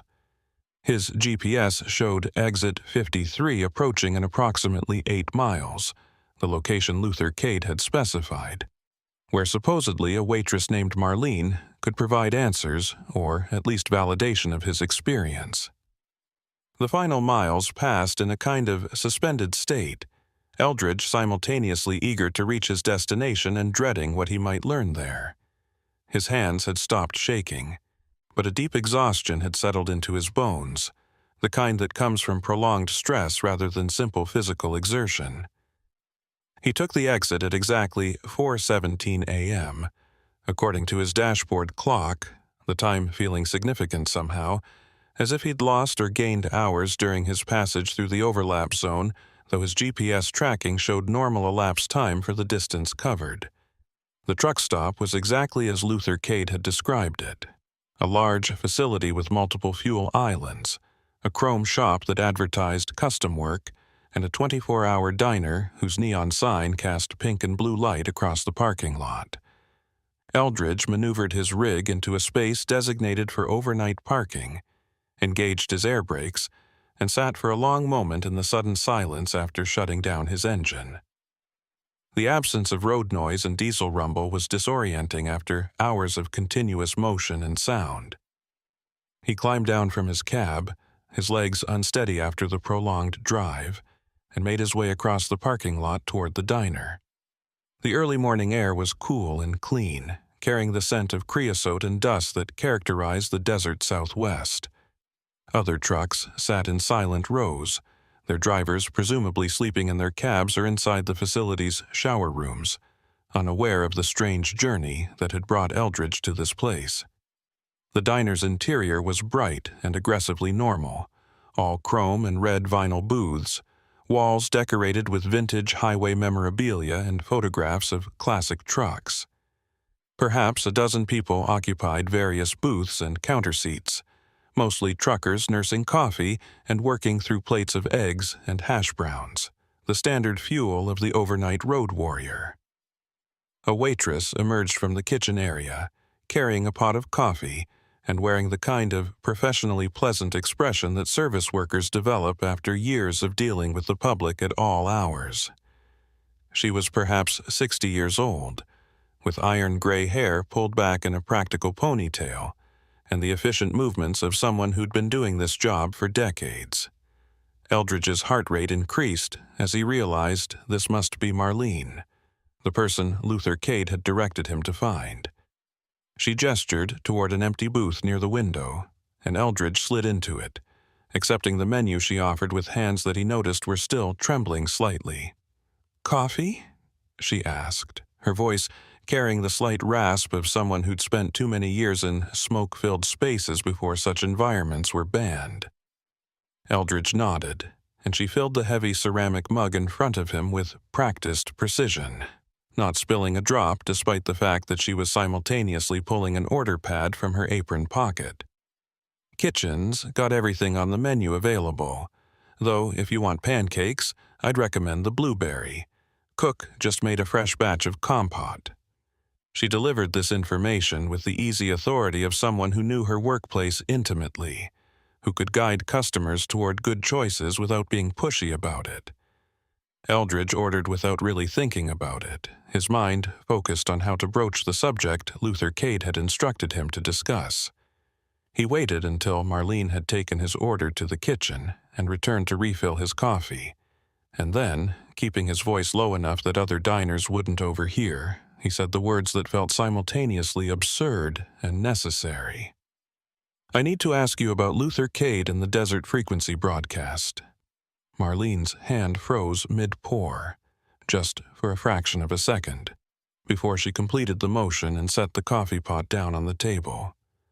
Her expression didn't change dramatically, but something shifted behind her eyes, a recognition that went beyond simple name identification. "You drove through it tonight," she said, and it wasn't a question. She slid into the booth across from him, abandoning the professional distance that service workers typically maintain with customers. "The overlap zone between Seligman and here. You heard Luther Cade's broadcast, got the warnings, made it through."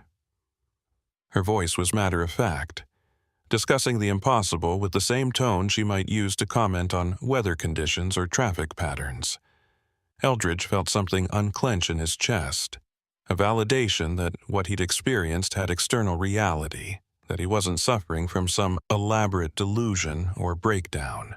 Marlene continued, her eyes searching his face with an intensity that suggested she was evaluating something specific, looking for signs or symptoms he couldn't identify. "How much did he tell you?" she asked. "About what that section of highway is, why it behaves the way it does on certain nights?" Eldridge found himself recounting the entire experience, the words spilling out in a rush that surprised him with its intensity. He described the impossible conversation with Vernal Pike, the wrecked flatbed that shouldn't have been there, the historical stories about Harold Weems and the 1967 accident, the phantom debris he'd had to drive through blind.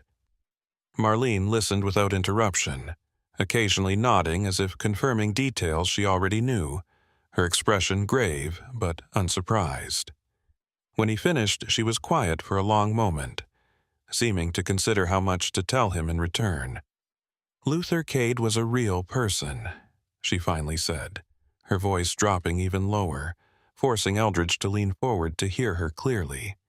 "He was a radio personality back in the 1970s, did an overnight program out of a small station in Flagstaff. He specialized in what they used to call highway hypnosis broadcasts, programs designed specifically for long-distance drivers, using certain rhythms and tones to keep people alert without being jarring. He was good at it, really good. Truckers used to request his frequency, would plan their routes to stay in range of his signal as long as possible." She paused to sip from a coffee mug she'd brought with her, her eyes distant as if seeing into the past. In 1977, Luther was driving back from the station one night, using that same stretch of I-40 you just came through. He was in his personal vehicle, a sedan, nothing like the trucks he usually talked about on his show. According to the investigation, he swerved to avoid something in the road, lost control, and went off the highway. They found his car 3 days later, down in a ravine about half a mile from the road. Luther was still in the driver's seat, dead from injuries sustained in the crash. Marlene's expression had become haunted, suggesting a personal connection to the story beyond mere historical knowledge. They never determined what he swerved to avoid. The road was clear, no debris, no evidence of any obstacle. Some people thought he fell asleep. Others suggested medical emergency, maybe a stroke or heart attack. But the truckers who'd been listening to his broadcasts over the years, they had different theories. Eldridge felt his skin prickling with the implications of what Marlene was describing. Luther Cade, the voice that had guided him through the overlap zone, had died decades ago in circumstances eerily similar to the accident Eldridge himself had narrowly avoided. The temporal impossibilities were multiplying, creating a web of causality that defied linear understanding.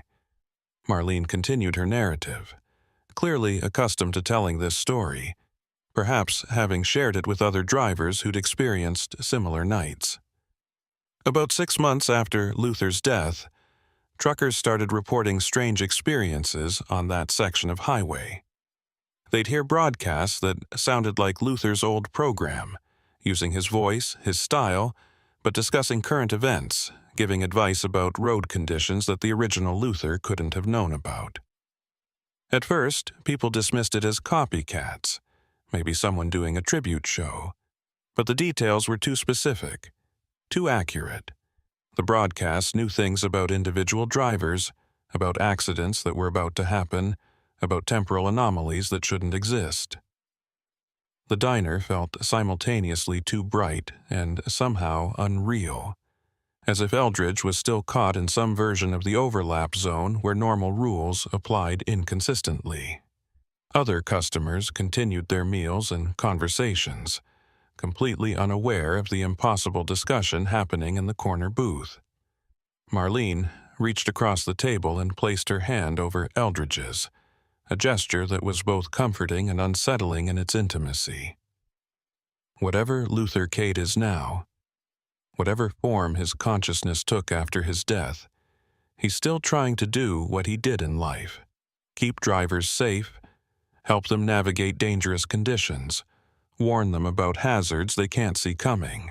But he's operating from outside normal time, able to perceive multiple timelines simultaneously, to see accidents before they happen and intervene to prevent them. You're not the first person he's guided through that zone, and you won't be the last. Eldridge pulled his hand back, needing physical distance to process what he was hearing. So I was saved by a ghost, by some kind of temporal echo of a dead radio host? The words sounded absurd even as he spoke them, but Marlene didn't flinch from the characterization. "Call it what you want," she said with a slight shrug. "Ghost, echo, consciousness, operating in higher dimensions, whatever framework helps you make sense of it. The practical reality is that certain sections of highway, particularly that stretch between Seligman and Kingman, exist in a state of temporal instability. On certain nights, under conditions that nobody fully understands, the boundaries between past and present and future become permeable. People experience overlap, see things from other time frames, encounter possibilities that haven't manifested yet, or events that already occurred decades ago."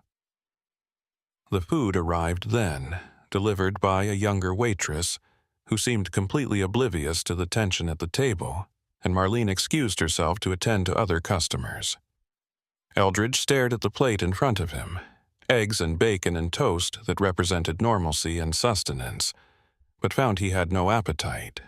The exhaustion he'd felt earlier had transformed into a kind of hyper-alertness, his mind racing through implications and questions faster than he could organize them into coherent thoughts. He forced himself to eat mechanically, recognizing that his body needed fuel even if his mind was too preoccupied to generate hunger signals.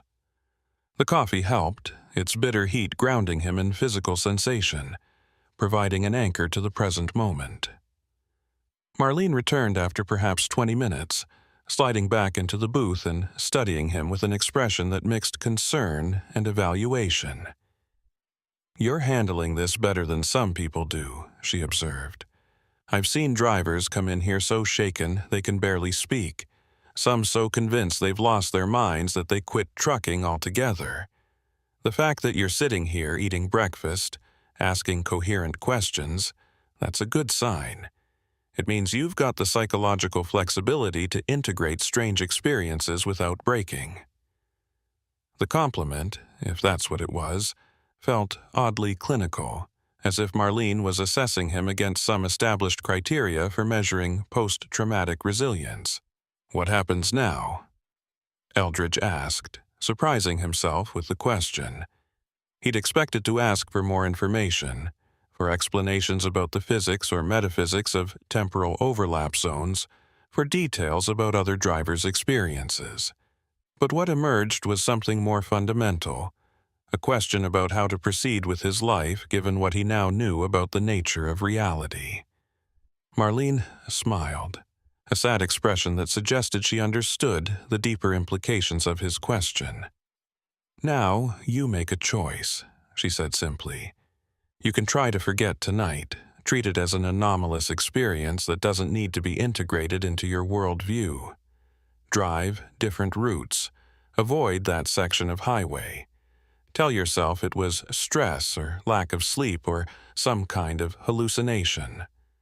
A lot of people choose that path, and I don't judge them for it. Easier to maintain the comfortable illusion that the world operates according to simple rules." She paused, taking another sip of her coffee, and Eldridge found himself waiting for the alternative, the other path she was about to describe. "Or you can accept what you experienced as genuine, as revealing something true about the nature of reality that most people never encounter. You can recognize that the world is stranger and more complex than conventional wisdom suggests, that time isn't as linear as we pretend, that consciousness can persist in forms we don't understand. If you choose that path, if you accept the truth of tonight, then you become part of a very small community of people who know what's really happening on certain American highways, who understand that the infrastructure we've built isn't just physical but somehow metaphysical as well." The choice she was describing felt enormous, life-altering in ways that went beyond simple belief or disbelief.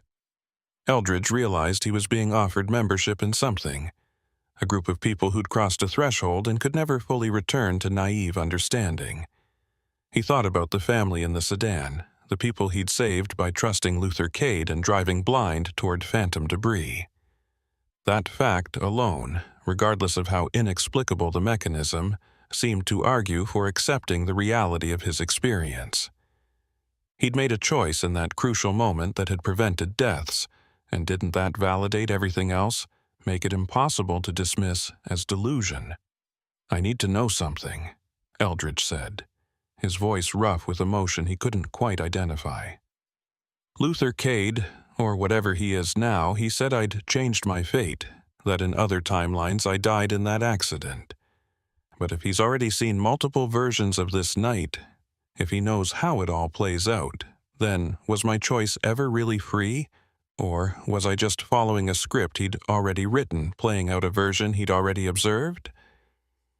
The question touched on free will and determinism, on whether consciousness could genuinely choose if choices were already observed from outside time. Marlene's expression suggested she'd heard this question before, probably from many other drivers who'd experienced similar interventions. "I don't pretend to understand the metaphysics," she said carefully. "But here's what I believe, based on conversations I've had with Luther on those rare occasions when I can reach him. Every moment contains multiple possibilities, and consciousness collapses those possibilities into singular actualities through the act of choosing. From outside time, from whatever vantage point Luther now occupies, he can see the full range of possibilities, all the different versions of tonight that might manifest. But which one becomes your reality, the timeline you actually inhabit? That's determined by your choices in the moment. You chose to trust his warnings, to drive through that phantom debris, and that choice created the timeline where you survived and that family lived. Other versions of you made different choices and ended up in different timelines. Free will and determinism aren't contradictory. They're just different perspectives on the same process. The philosophical explanation was simultaneously comforting and deeply unsettling. Eldridge finished his coffee and gestured for a refill, using the mundane action to buy time for processing. Outside the diner windows, the sky was beginning to lighten, the absolute darkness of the desert night giving way to the deep blue that precedes dawn. Other truckers were stirring, heading back to their vehicles to continue journeys interrupted by mandatory rest periods or the need for food and fuel. Normal life continuing according to normal patterns, while Eldridge sat in a booth discussing impossible radio broadcasts and temporal anomalies with a waitress who spoke about such things as casually as if describing menu items. "One more thing you should know," Marlene said, and her tone suggested this was important, something she'd been building toward throughout the conversation. Luther doesn't just guide people through the overlap zone. He also recruits, in a sense. He's looking for people who can handle the truth, who have the psychological strength and flexibility to accept that reality is stranger than they were taught. People who might be willing to help others who encounter similar situations, to provide support and validation and practical information. I'm one of those people stationed here specifically because this truck stop is where a lot of drivers end up after experiencing the zone. There are others at different locations, creating a loose network of informed individuals who can help process and integrate these experiences. The implication was clear, and Eldridge felt something shift inside him. A recognition that he was being offered a role, a purpose that extended beyond simply surviving an anomalous night. He could become part of the support system, someone who helped other confused and frightened drivers make sense of the impossible. The idea was both attractive and daunting, suggesting a commitment to a reality that most people would consider insane. But he thought again about the family he'd saved, about the lives preserved because Luther Cade had warned him, and he'd had the courage to trust that warning. If he could play even a small role in helping others navigate similar experiences, didn't he have an obligation to do so? "I need time," Eldridge said finally, recognizing that any decision made in his current state of exhaustion and emotional turbulence would be suspect. "I need to finish this delivery, get some real sleep, let my mind settle before I commit to anything, but I'm not dismissing what you're telling me. I can't, not after what I experienced tonight. So I guess what I'm saying is I'm open to learning more, to staying in contact with this network you're describing. Just not right now. Not when I'm barely holding myself together." Marlene nodded, seeming to accept his position without judgment. She pulled a small card from her apron pocket and slid it across the table, a plain, white card with nothing but a phone number printed on it. "When you're ready to talk more, call that number," she said. "Day or night, someone will answer.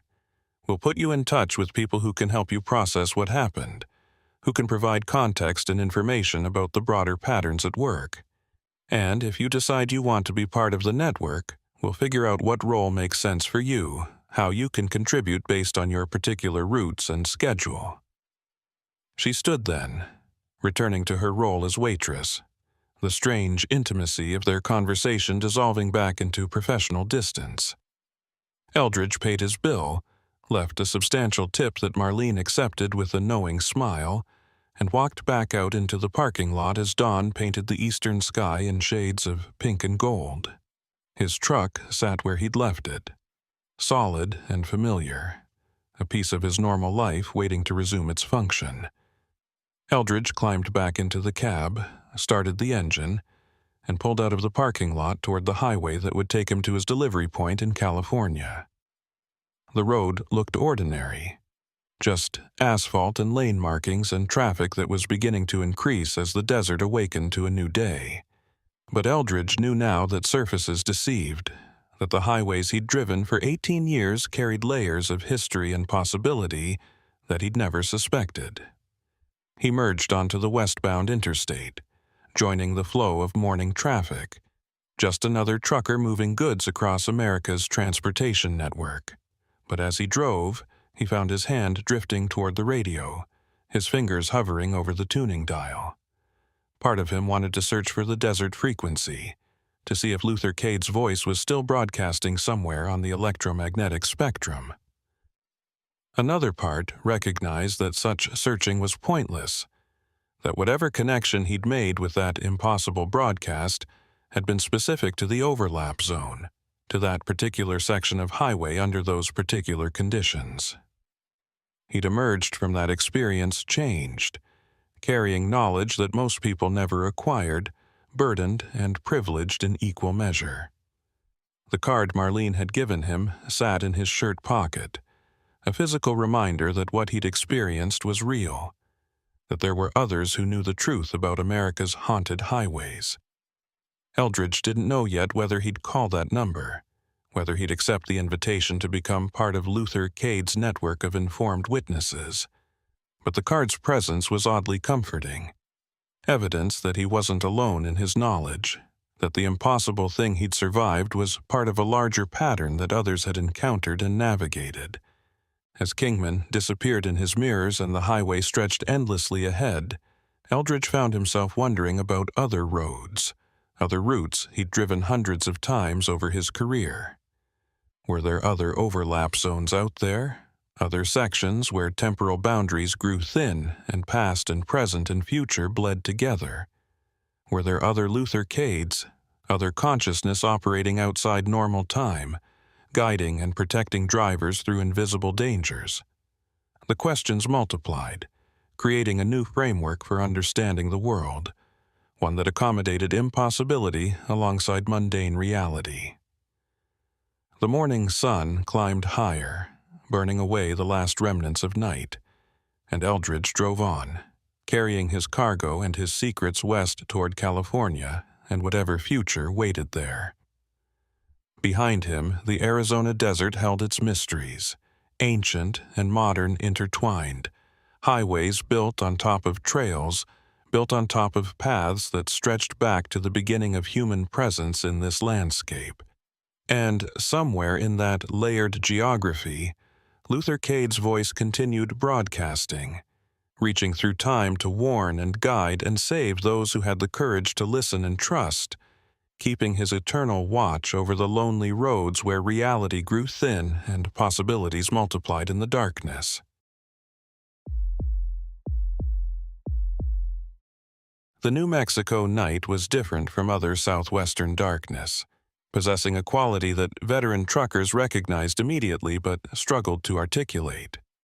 Perhaps it was the way sound carried across the high desert plains, traveling impossible distances without degradation, or the manner in which the sparse vegetation created pockets of absolute shadow between pools of starlight. Dalton Rigsby had been hauling freight through this landscape for 12 years, long enough to develop an intimate familiarity with its moods and peculiarities, yet still finding himself occasionally unsettled by the profound isolation that characterized Highway 285 between Roswell and Carlsbad. At 46 years old, he'd accumulated enough experience to trust his instincts about when something felt wrong. And tonight, despite perfectly clear weather and optimal driving conditions, something felt decidedly off. His Freightliner Cascadia maintained steady progress southbound, its headlights carving a tunnel of illumination through darkness that seemed to press in from all sides with almost physical weight. The load he carried, manufacturing components destined for a facility outside of Carlsbad, rode securely in his trailer, properly balanced and generating none of the concerning sounds that might indicate shifting cargo or mechanical issues.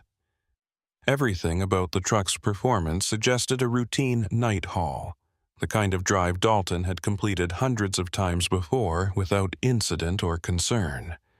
Yet he found himself checking his mirrors more frequently than necessary, scanning the empty highway behind him for vehicles that weren't there, experiencing a low-grade anxiety that had no obvious source or justification. The CB radio mounted on his dashboard had been unusually quiet for the past hour, carrying only occasional bursts of static and the rare transmission from truckers too distant to communicate clearly. Channel 19, the standard frequency that commercial drivers monitored for traffic updates and casual conversation, typically maintained at least sporadic activity even during the loneliest overnight hours. But tonight the channel sat silent except for that persistent static, a white noise backdrop that somehow emphasized rather than alleviated the sense of isolation. Dalton had considered switching to one of the alternative channels, maybe finding a late-night group of drivers maintaining conversation to pass the miles, but something kept him locked on 19, waiting for transmissions that refused to come. His GPS showed him approximately 35 miles north of Carlsbad, traveling through a section of highway that offered nothing in terms of services or points of interest.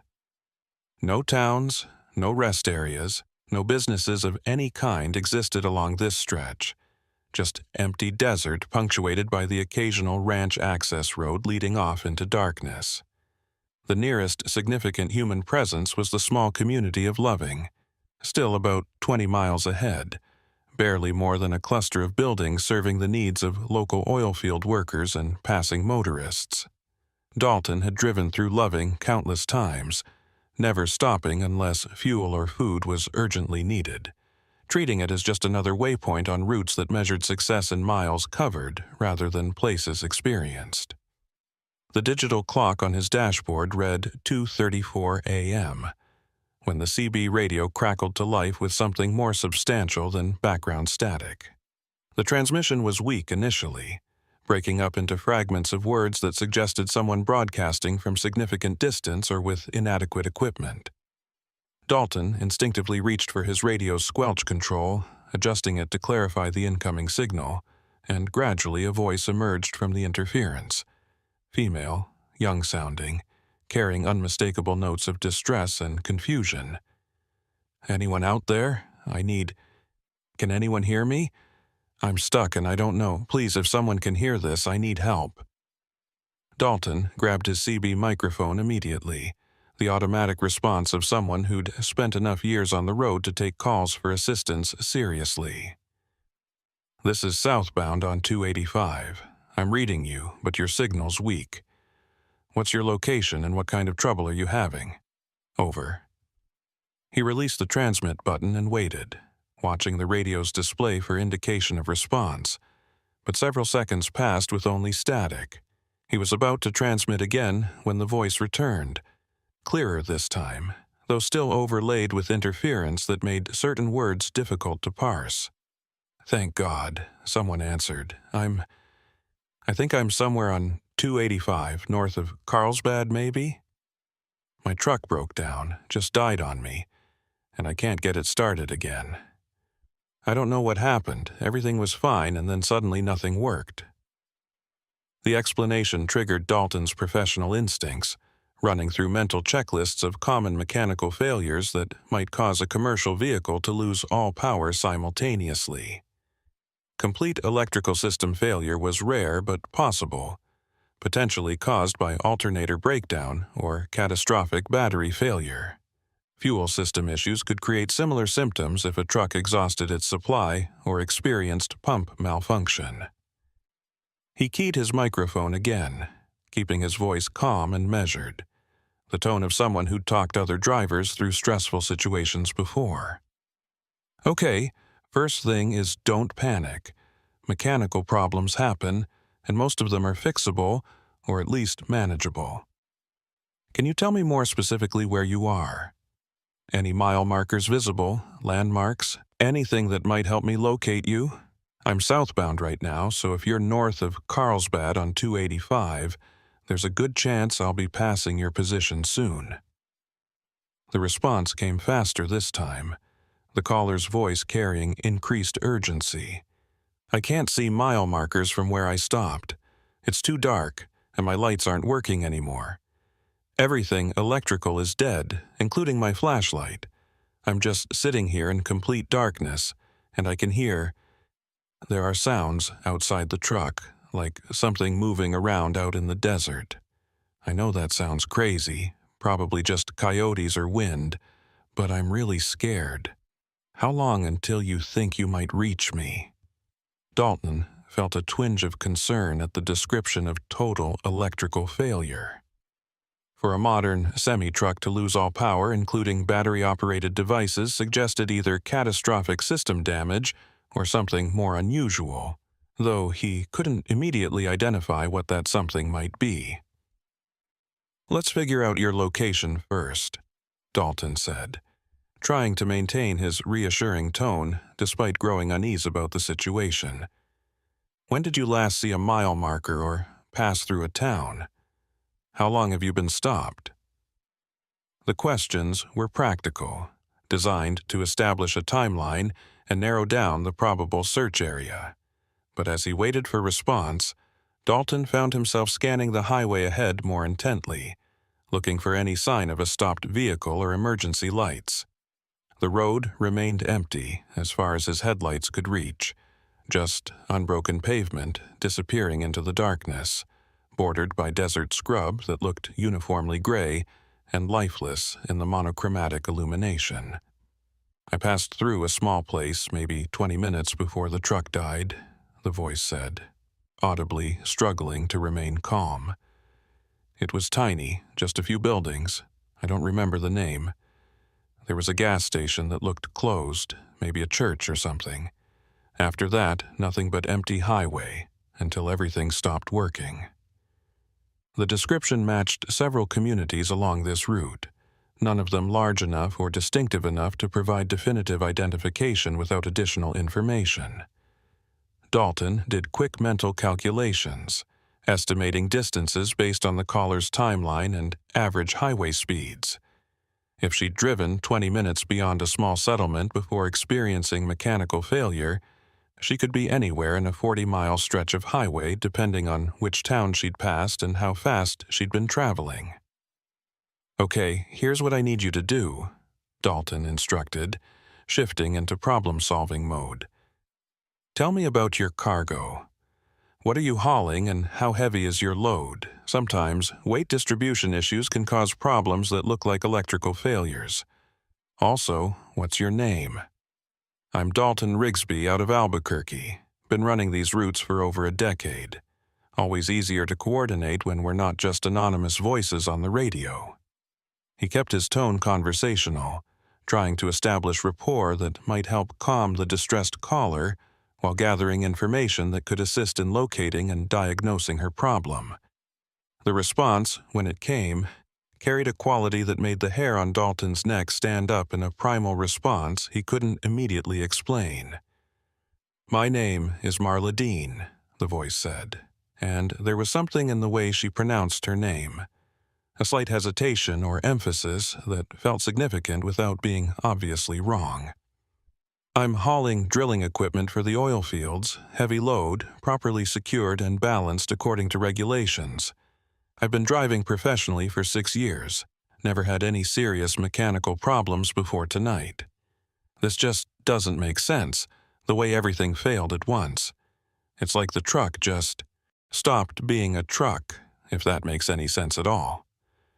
The description was simultaneously too specific and too vague, providing technical details while also veering into metaphorical territory that suggested confusion or possibly the early stages of a panic. Dalton checked his GPS, noting that he was now approximately 25 miles north of Carlsbad, which meant if Marla Dean's truck was anywhere in the probable search area, he should be approaching it within the next 15 to 20 minutes. He scanned both shoulders of the highway more carefully, looking for any shape that might be a stopped vehicle, though the darkness and distance made identification difficult until he was almost on top of any given object. The landscape offered few reference points, just the hypnotic repetition of highway infrastructure and desert vegetation that could make distances and times blur together during long overnight drives. He keyed his microphone again, maintaining the conversation both to keep Marla calm and to ensure they stayed connected until he could reach her position. "Marla, I'm going to keep talking to you while I drive. Make sure we don't lose contact. Can you tell me what company you're driving for? Might help me identify your truck when I get close." The question was practical, but also served as a subtle test, providing information that could be verified and that might offer additional context about the situation. Professional drivers typically identified strongly with their employer or owner-operator status, and the answer would tell Dalton something about who he was dealing with and what resources might be available to assist with the breakdown. The silence that followed his question stretched longer than previous gaps in communication, long enough that Dalton wondered if the signal had been lost entirely. When Marla's voice returned, it carried a strange quality, slightly hollow or distant, as if she was speaking from inside a confined space or through some kind of interference that affected tone more than volume. "I'm driving for Permian Transport out of Hobbs, a small company, mostly regional work in the oil patch. You probably haven't heard of them unless you work this area regularly." The response was reasonable, matching what Dalton knew about the dozens of small carriers that served southeastern New Mexico's energy industry. Yet something about it troubled him in ways he couldn't articulate. The unease was growing stronger now, moving from background anxiety to something more immediate and urgent, though he still couldn't identify any concrete reason for the feeling. "I know some of the Permian Transport trucks," Dalton said, which was partially true, though he couldn't recall any specific details about the company's fleet or identifying characteristics. "Listen, Marla, I need you to try something for me. I know you said all your electrical is dead, but modern trucks have multiple redundant systems. Try the emergency flashers, the ones that work off a separate circuit. If you can get those working, it'll make it a lot easier for me to spot you when I get close." The instruction was sound from a practical standpoint, though Dalton was also curious whether the caller would be able to follow through, whether this was genuinely just a mechanical failure or something more complex. "I'll try," Marla responded, and Dalton could hear rustling sounds through the CB speaker, presumably her moving around in her cab attempting to access controls. "Nothing's happening. I'm pushing the button, but no lights are coming on. God, it's so dark out here, I can't see anything. And those sounds are getting closer, whatever's moving around outside my truck. I know I should probably just be worried about the mechanical problem, but I keep thinking about all the stories truckers tell about weird things happening on empty highways at night. You know the kind of stories I mean, right? The ones that are always about someone else, someone's friend or a driver they met at a truck stop, but never anyone who'll admit it happened to them directly." The reference to trucker folklore made Dalton's unease spike sharply. Every professional driver knew those stories, the modern legends that circulated through the community like a oral tradition passed between generations. Tales of ghost hitchhikers and phantom trucks, of radio broadcasts that knew things they shouldn't know, of stretches of highway where time behaved strangely, and people encountered impossibilities that they could never quite explain afterward. Most drivers treated these stories as entertainment, campfire tales adapted for the diesel age, but there was always an undercurrent of genuine belief, a recognition that the profession's isolation and odd hours created conditions where strange things could happen without witnesses or verification. "I know the stories," Dalton admitted, keeping his voice carefully neutral. "Been hearing variations of them since I started driving. Never experienced anything I couldn't explain rationally, but I've learned to keep an open mind about what's possible on these roads." He paused, checking his GPS again and noting that his position should be bringing him close to the probable area where a stopped truck might be visible. The highway ahead remained obstinately empty, no shapes or lights breaking the monotonous darkness. "Marla, I should be getting close to your position based on the timeline you gave me. Can you try using your air horn? Even if your electrical is dead, the pneumatic system should still be functional as long as you've got air pressure in your tanks. A couple of blasts on the horn might help me pinpoint your exact location." The response came after another extended pause, and when Marla spoke, her voice had changed somehow, become flatter, less emotional, as if she was reading from a script or describing events happening to someone else. "I don't think I can do that, Dalton. I don't think my truck works that way anymore.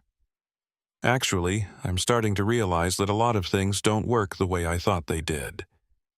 Have you ever had the experience of suddenly understanding that something you believed to be true was actually wrong?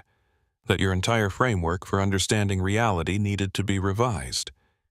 That's what's happening to me right now, sitting here in the darkness, listening to sounds that shouldn't be there, trying to remember details that keep slipping away when I focus on them directly." Dalton felt cold despite the warmth of his truck's cabin, a visceral response to words that suggested psychological distress beyond simple mechanical trouble. Marla Dean was describing symptoms that could indicate several concerning possibilities: panic attack, dissociative episode, possibly even medical emergency like stroke or severe hypoglycemia affecting cognitive function. He needed to reach her quickly, assess the situation directly, and potentially call for emergency medical services if her condition was as serious as her words suggested. But first, he needed to actually find her, and despite now being well into the search area, he still saw no sign of a stopped vehicle. "Marla, listen to me carefully," Dalton said, using the firm but gentle tone he'd learned when talking to his daughter during her childhood nightmares. "You might be experiencing some kind of medical issue, something affecting your thinking and perception. That's okay, it happens, and help is coming. But I need you to stay with me, keep talking, help me find you. Can you describe what's immediately around your truck? Not what you're hearing or feeling, just concrete physical details. What's on your left side, your right? What can you see out your windshield, even if it's just vague shapes in darkness?" The silence that followed stretched so long that Dalton began to wonder if contact had been lost entirely, if Marla Dean had collapsed, or if her radio had finally died along with her truck's other systems. He was about to transmit again, to call out and try to re-establish connection, when her voice emerged from the CB speaker but changed now in fundamental ways. The distress and fear were gone, replaced by something that sounded almost like curiosity or wonder, as if she was discovering something fascinating rather than terrifying. "I can see my truck now, Dalton. I'm outside it, looking at it from a distance, and I can see that it's been here much longer than I thought. The tires are flat, the paint is sun-faded and peeling. There are weeds growing up around the wheels. How long have I been sitting here? How long has this truck been stopped on this highway?" Dalton's hands tightened on the steering wheel, his breath coming faster as the wrongness of the situation crystallized into something specific and dreadful. He'd been monitoring Channel 19 for years, had heard thousands of conversations and transmissions, had developed an instinct for distinguishing genuine communication from interference or equipment malfunction. What he was hearing now didn't fit any normal category, didn't match the pattern of a driver experiencing mechanical trouble or even medical emergency.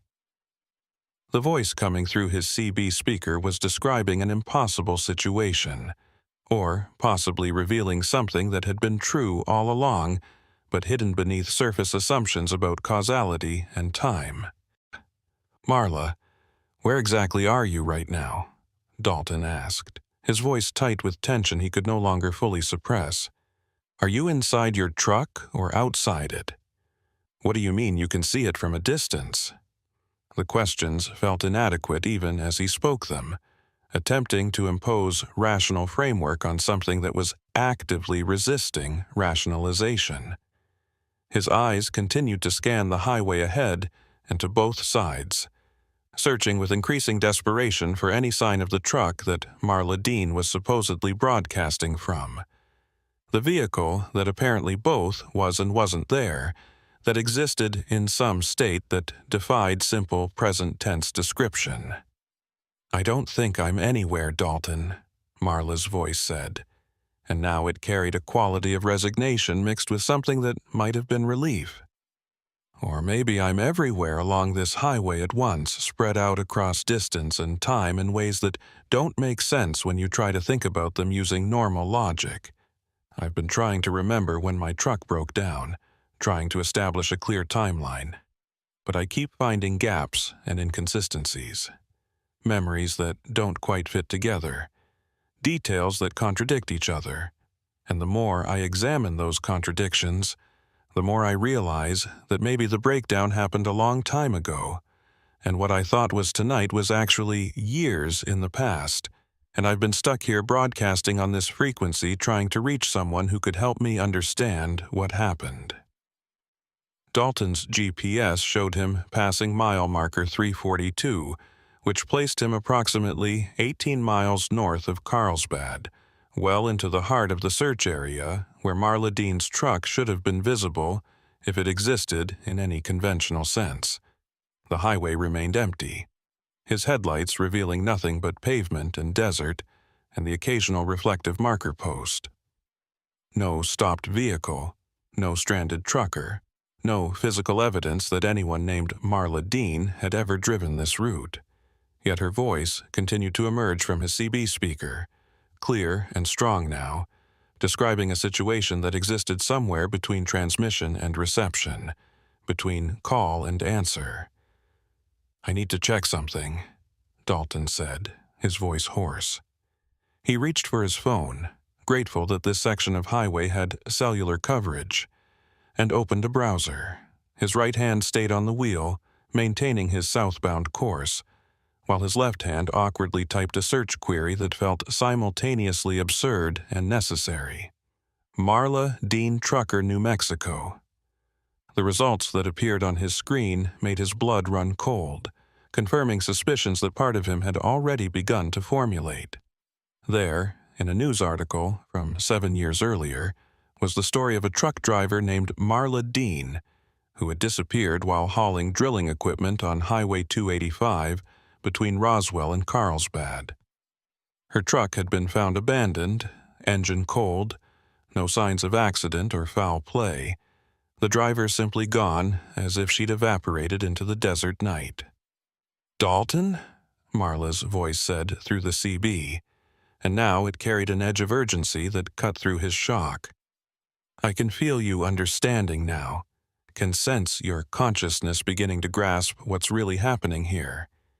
You're going to have a choice to make very soon, a choice about whether to keep driving or to stop and try to help me. I need you to understand something before you make that decision. I've been calling out on this frequency for 7 years, and in all that time, only a handful of drivers have been able to hear me. Most people's radios just skip right past my transmissions, treat them as static or interference. The fact that you can hear me, that we're having this conversation, means something about you is different. Something about your consciousness or perception is attuned to frequencies that most people can't access. And that difference, that ability, it makes you vulnerable to the same thing that happened to me." Dalton's mind was racing, trying to process impossible information, attempting to maintain some grip on rational understanding, even as everything he'd believed about the nature of reality was being systematically dismantled by a voice on a CB radio. He thought about turning around, about fleeing north away from Carlsbad and whatever zone of wrongness he was driving into. But professional instinct and simple human decency kept him moving forward, kept him listening to Marla Dean's impossible broadcast, trying to understand what had happened to her and what might be about to happen to him. The highway stretched endlessly ahead, and somewhere in the darkness, a truck sat abandoned with mysteries it would never fully reveal, broadcasting across time and distance, calling for help that couldn't come because the nature of the problem defied any solution that operated within normal rules of cause and effect. Dalton's truck continued its steady southbound progress while his mind struggled to process the contradiction between what Marla Dean was telling him and what the news article on his phone screen documented. According to the archived report, her truck had been discovered by a highway patrol officer conducting a routine patrol on a quiet Sunday morning, positioned on the shoulder approximately 15 miles north of Carlsbad. The article described the scene as puzzling rather than alarming. Engine off, but not damaged. Cargo secure and untouched. No signs of struggle or forced entry. Personal belongings still in the sleeper compartment, including her wallet and phone. Marla Dean herself had simply vanished, leaving behind a vehicle that offered no clues about what had prompted her to abandon it or where she might have gone afterward. The investigation had apparently continued for several weeks, involving local law enforcement, the state police, and eventually the FBI due to the possibility of interstate criminal activity. Search dogs had tracked Marla's scent from the truck about 200 yards into the desert before losing it completely, as if she'd ceased to exist at that precise point. Theories had ranged from voluntary disappearance to abduction, to the grim possibility that she'd wandered into the desert in a state of confusion and succumbed to the elements in an area where her body might never be recovered. The case had eventually gone cold, classified as a missing person incident with suspicious circumstances but no definitive evidence of crime or foul play. "You found the article, didn't you?" Marla's voice came through the CB speaker, not really a question, but a statement of fact. "I can feel your consciousness processing that information, trying to reconcile it with the fact that you're talking to me right now. It doesn't make sense using normal logic, I understand that. Dead people don't make CB radio calls. Missing persons don't broadcast their voices 7 years after disappearing. But Dalton, what if the categories we use to organize reality are too simple? What if dead and alive aren't the only options? What if there are states of being that exist between or outside those boundaries?" Dalton found his voice, though it came out rougher than he intended. "The article says they found your truck. It was empty, abandoned. If you're broadcasting from that truck right now, if what you're telling me is true, then where is it? I've been driving through the area where it should be, and there's nothing here, no stopped vehicle anywhere in sight." Even as he spoke, he was scanning both shoulders more desperately, looking for any shape that might resolve into a semi-truck when viewed from the correct angle or distance. The highway remained stubbornly empty, offering no physical evidence to support the impossible conversation he was having. "My truck exists in a different frequency than you're currently perceiving," Marla said, her voice taking on a tone that suggested she was working through understanding as she spoke, discovering truths about her situation even as she articulated them. "When my engine died that night 7 years ago, when everything went dark and I felt the world shift around me in ways I couldn't explain, I didn't just experience mechanical failure. I experienced some kind of dimensional displacement, a slippage between states of reality. The truck is still there, still sitting on that shoulder where the police found it, but it exists in a temporal pocket that's separated from the normal flow of time. I'm trapped in that moment, broadcasting outward, trying to reach someone who might understand what happened and help me escape." The explanation was simultaneously too fantastic to believe and oddly consistent with what Dalton was experiencing. He'd been driving for 12 years through these exact stretches of highway, had passed through the area where Marla Dean's truck had been found countless times without ever seeing anything unusual or feeling any particular sense of wrongness. But tonight, something was different.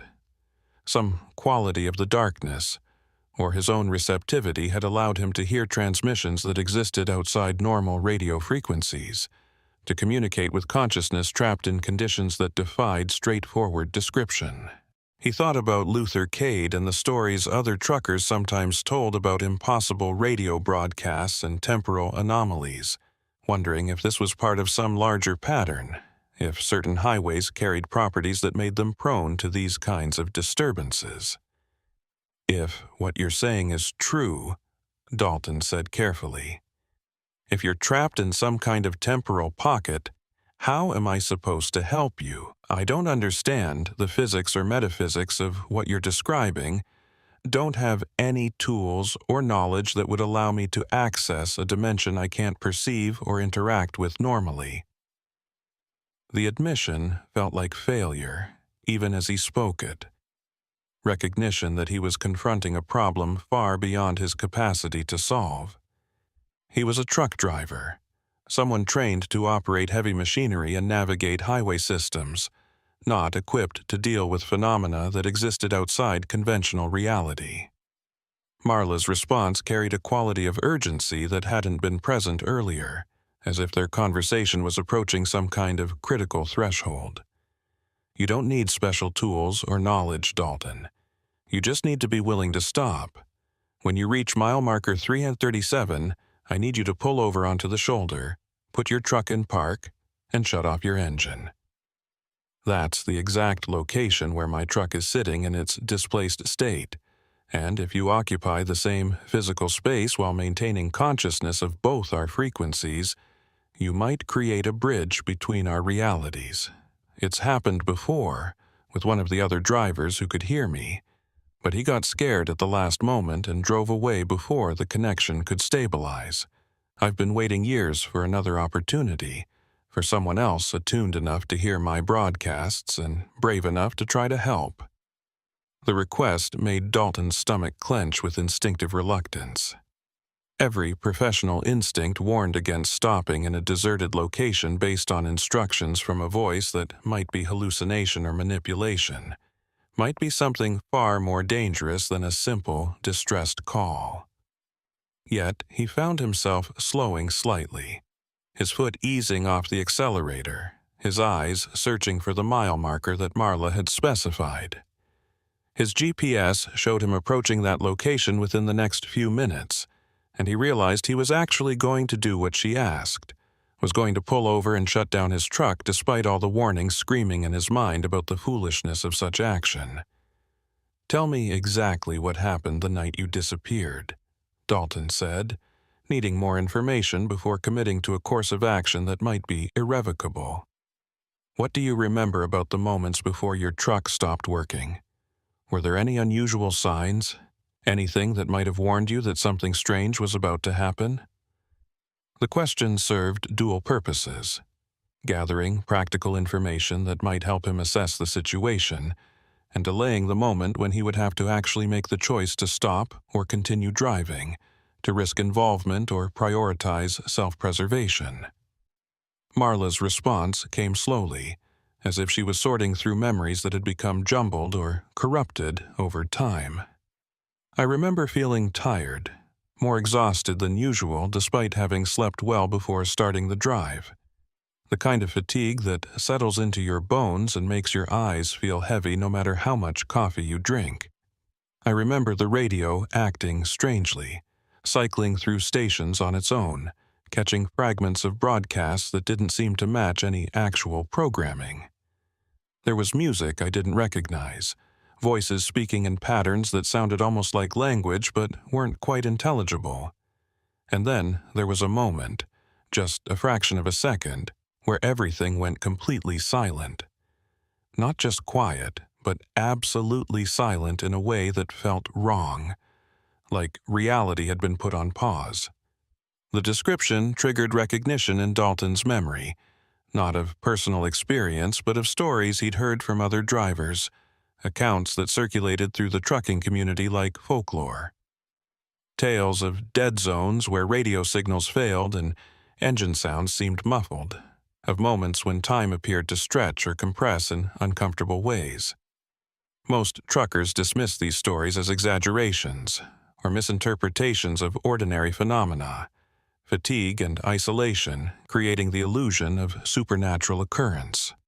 But Dalton was beginning to understand that some of these accounts might have been accurate reports of genuine anomalies, experiences that the witnesses themselves struggled to accept or articulate because they violated fundamental assumptions about how reality operated.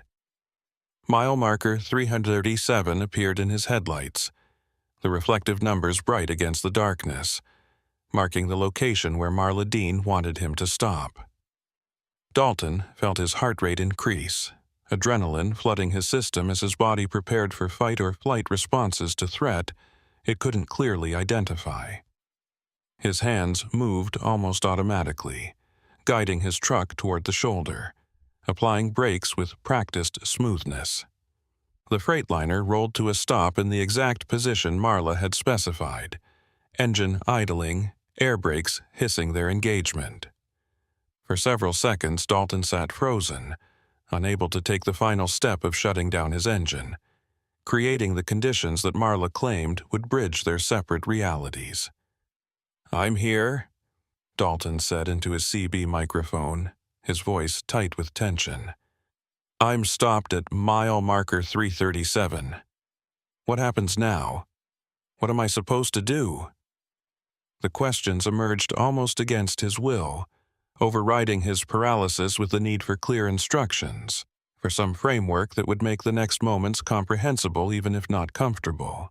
His eyes scanned the darkness visible through his windows, looking for any change in the environment, any sign that his presence at this location was affecting the space around him in observable ways. Everything appeared normal, just empty desert and dark sky and his truck's lights creating a small bubble of illumination in the vast darkness. "Shut off your engine," Marla's voice instructed, carrying authority that suggested she knew exactly what needed to happen and in what sequence. "Turn off all your lights, your CB radio, everything electronic. You need to sit in complete darkness and silence for at least 3 minutes, allowing your consciousness to adjust to different sensory input." Most people's minds are so flooded with constant stimulation that they can't perceive subtle variations in reality, can't detect the frequencies where I'm broadcasting from. But if you eliminate all external input, if you force your consciousness to reach outward for something to focus on, you might start to perceive what's been here all along, hidden just outside normal awareness. Dalton's hand moved toward his ignition key, hesitated there for a moment as his rational mind made one final protest against the insanity of what he was about to do, and then turned the key. The engine rumbled into silence, taking with it the familiar vibration that was as much a part of truck driving as steering or shifting gears.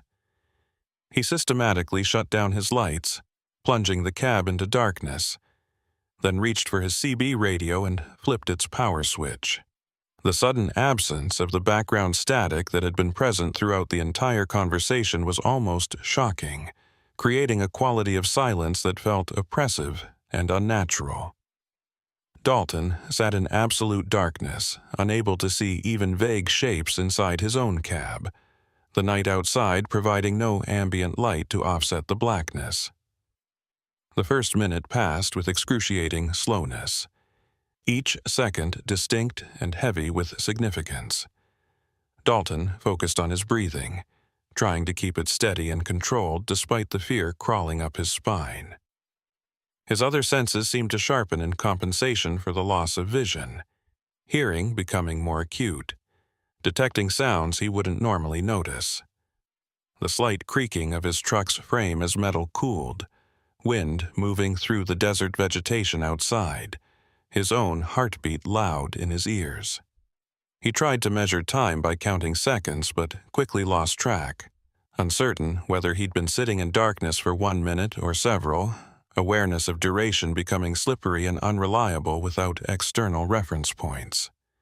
Something changed in the quality of the darkness, though Dalton couldn't immediately identify what the change consisted of.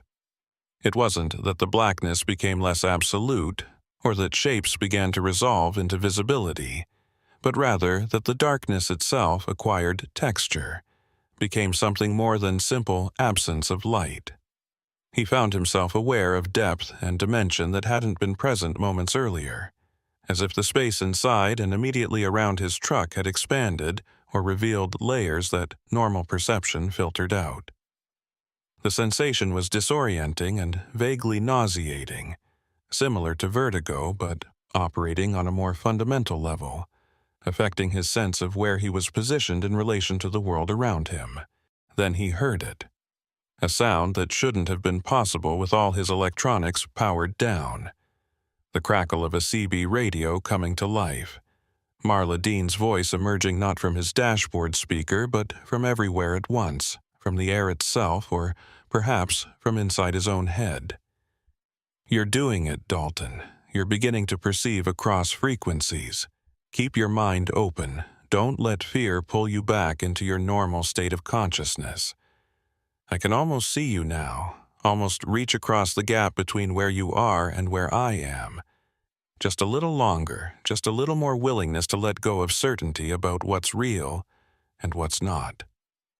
Dalton's eyes, which had been seeing nothing but blackness, began to detect light where none should exist.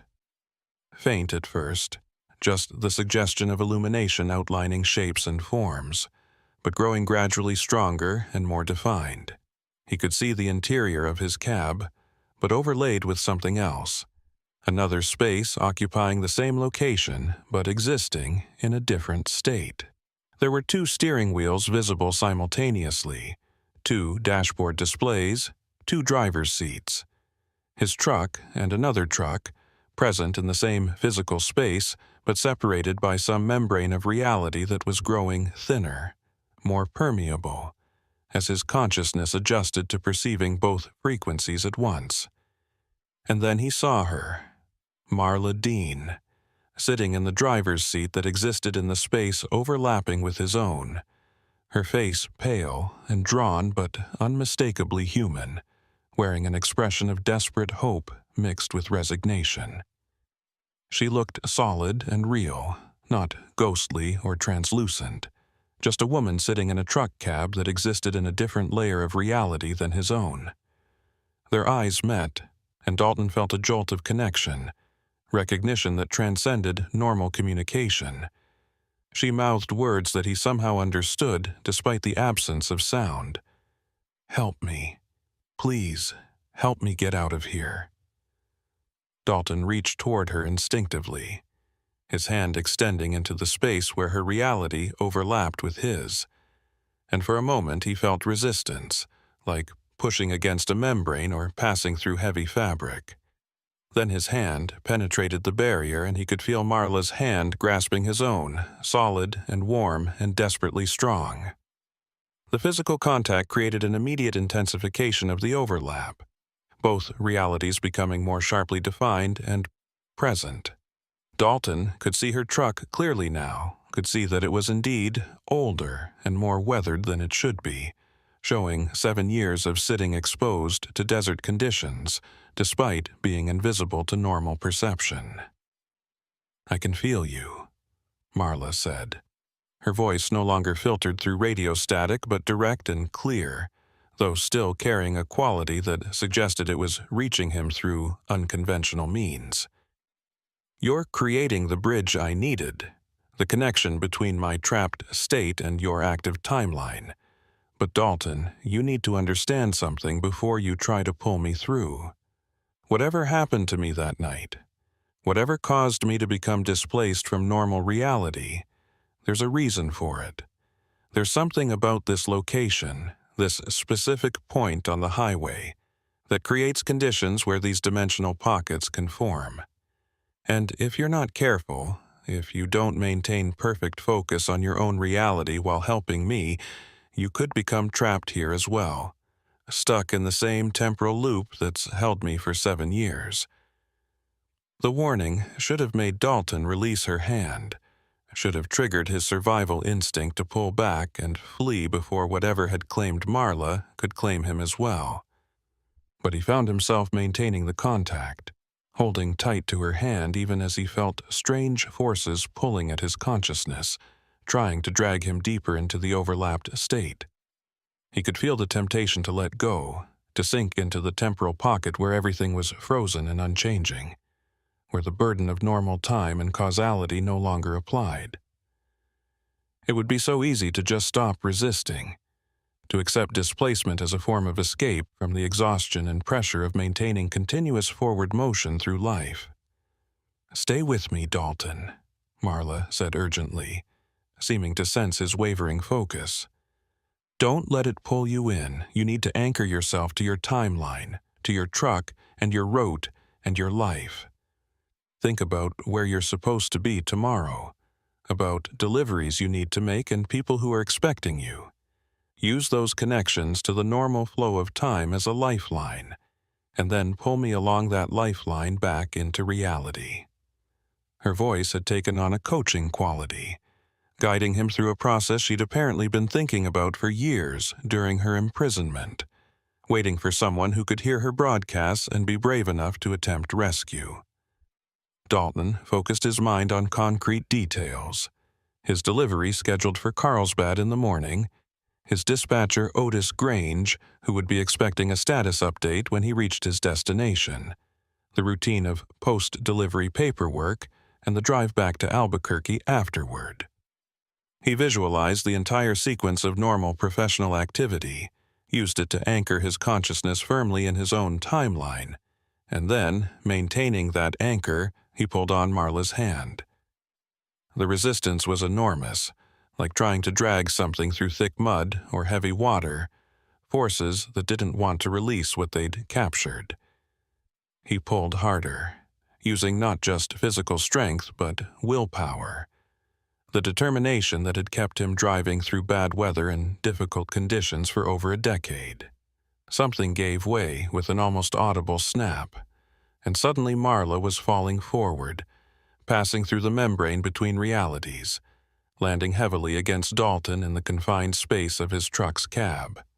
The overlapped vision collapsed instantly, the doubled images resolving into singular perception. Marla Dean was no longer semi-transparent or existing in a parallel space.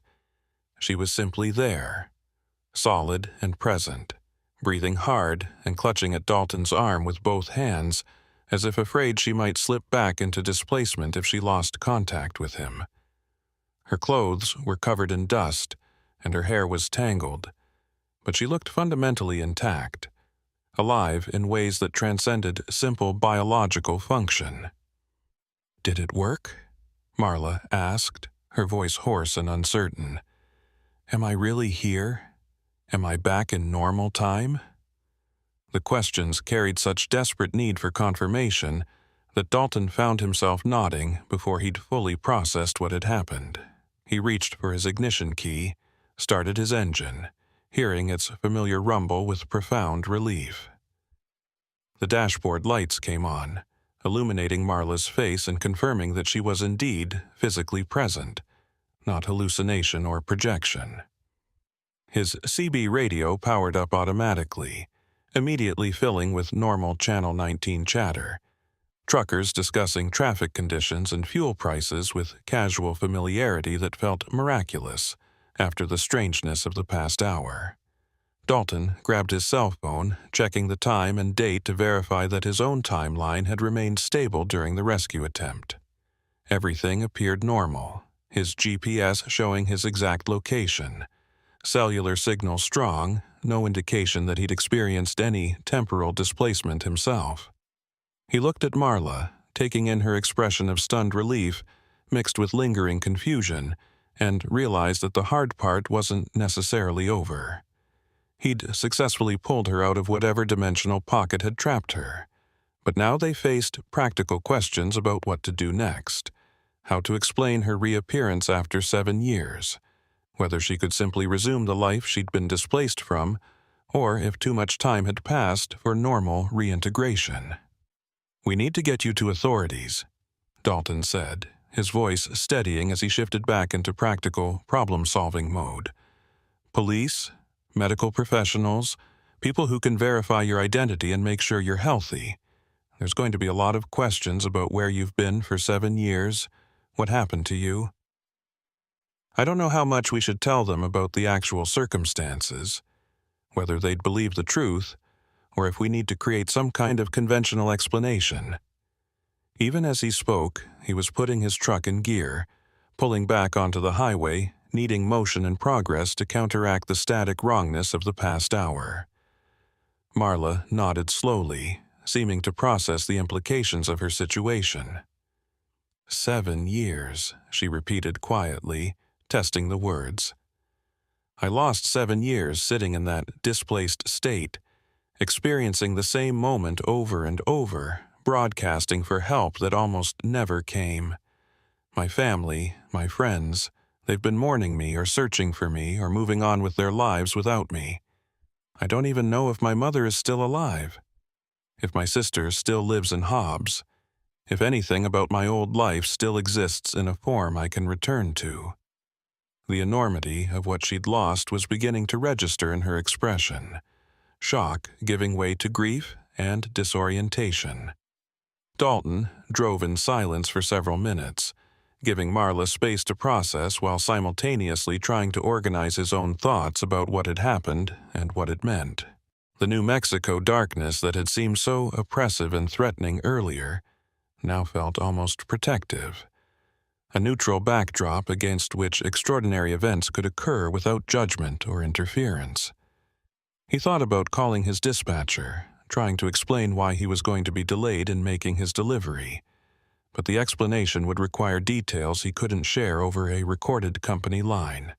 This was going to be complicated in ways he couldn't fully anticipate. Ripples spreading outward from this night affecting multiple timelines and multiple lives. Thank you, Marla said suddenly, breaking the silence. I don't know if I said that yet, but thank you for stopping, for listening to my broadcast, for being willing to reach across that barrier and pull me out.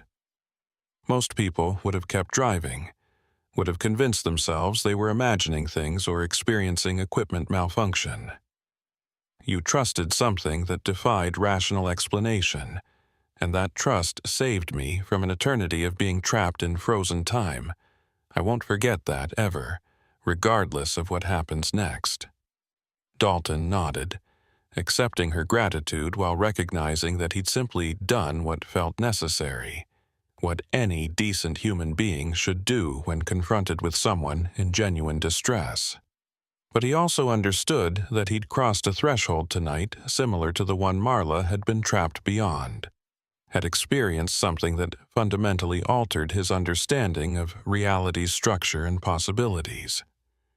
He could never drive Highway 285 again with the naive assumption that it was just asphalt and distance, just another route connecting point A to point B.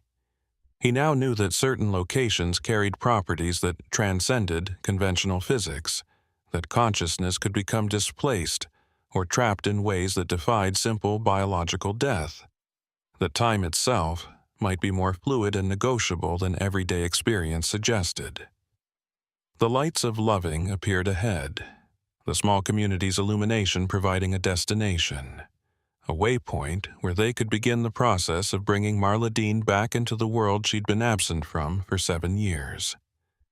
Dalton took the exit, pulling into a convenience store parking lot, and reached for his phone to make the calls that would set official processes in motion. Before dialing, he looked at Marla one more time, seeing in her expression a mixture of relief, fear, determination, and something else that might have been understanding about the strangeness they'd both experienced and would carry with them forever. Whatever happened next, whatever explanations they provided, or truths they revealed or silences they maintained, this night would remain with both of them as a marker, a boundary between before and after, between the comfortable illusion that reality operated according to simple rules, and the more complex truth that highways could be haunted, that time could trap consciousness, that voices calling out on CB radio frequencies might be reaching across distances far stranger than mere physical space. The convenience store's fluorescent lights seemed aggressively bright after the darkness of the highway, creating harsh shadows and bleaching color from everything they touched. Dalton had pulled his truck into a space at the far end of the parking lot, away from the main entrance where curious eyes might notice the disheveled woman in his passenger seat and make assumptions that would complicate an already impossible situation.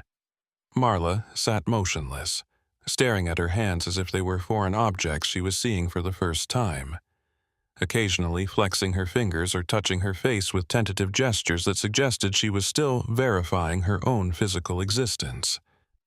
The 7 years she'd lost weren't visible on her body. She looked exactly as she must have the night she disappeared, but something in her expression carried the weight of time spent outside normal causality, an awareness that aged consciousness, if not flesh. Dalton's phone sat in his hand, the screen displaying emergency services contact information, but his thumb hovered over the call button without pressing it. He was trying to formulate an explanation that would make sense to dispatchers and responding officers, trying to find words that would convey the essential truth without straying into territory that would get him dismissed as disturbed or delusional. How do you tell authorities that you've rescued a missing person from a temporal displacement 7 years after her disappearance? How do you describe reaching across dimensional boundaries to pull someone back into normal reality without sounding like you've experienced a psychotic break or consumed substances that affected your judgment? "Maybe we shouldn't call them yet," Marla said quietly, her voice still carrying the hoarse quality of someone who'd been shouting or crying, though Dalton suspected it was actually the result of 7 years of disuse, vocal cords that had been frozen in time suddenly required to function again. "I know that sounds wrong. I know there are people who need to be notified that I'm alive, families who deserve closure, investigations that need to be updated. But Dalton, if we bring in authorities right now, if we try to explain what really happened, they're going to separate us. They're going to take me to a hospital for evaluation. They're going to question you for hours about how we met and what your involvement is in my reappearance. And once we're separated, once we're telling our stories to different people in different rooms, the truth is going to fragment into something that sounds like conspiracy or delusion." The logic was sound enough to give Dalton pause. He'd been thinking in terms of immediate obligation, the civic duty to report a missing person's return and ensure she received proper medical attention. But Marla was right that involving official channels would create complications neither of them was prepared to handle. His own timeline would come under scrutiny, GPS records and dispatch logs examined to determine if he could have been involved in her original disappearance, whether this was some elaborate scheme rather than genuine rescue. The questions would multiply faster than answers could be provided, and the true explanation would either be rejected as impossible or, worse, believed, and leading to consequences neither of them could predict. "What are you suggesting?" Dalton asked, recognizing that Marla had spent 7 years thinking about this moment, planning for possibilities that he was only beginning to consider. "That we don't report your return at all? That you just try to slip back into your old life as if nothing happened?" The idea seemed untenable even as he articulated it. Too many complications and too many people who would need explanations. But he found himself waiting for her response, curious about what plan she'd formulated during her long imprisonment, what vision of reintegration she'd been holding on to as motivation to keep broadcasting her distress calls. Marla turned to look at him directly, her eyes reflecting the parking lot lights in a way that made them seem to glow with internal illumination.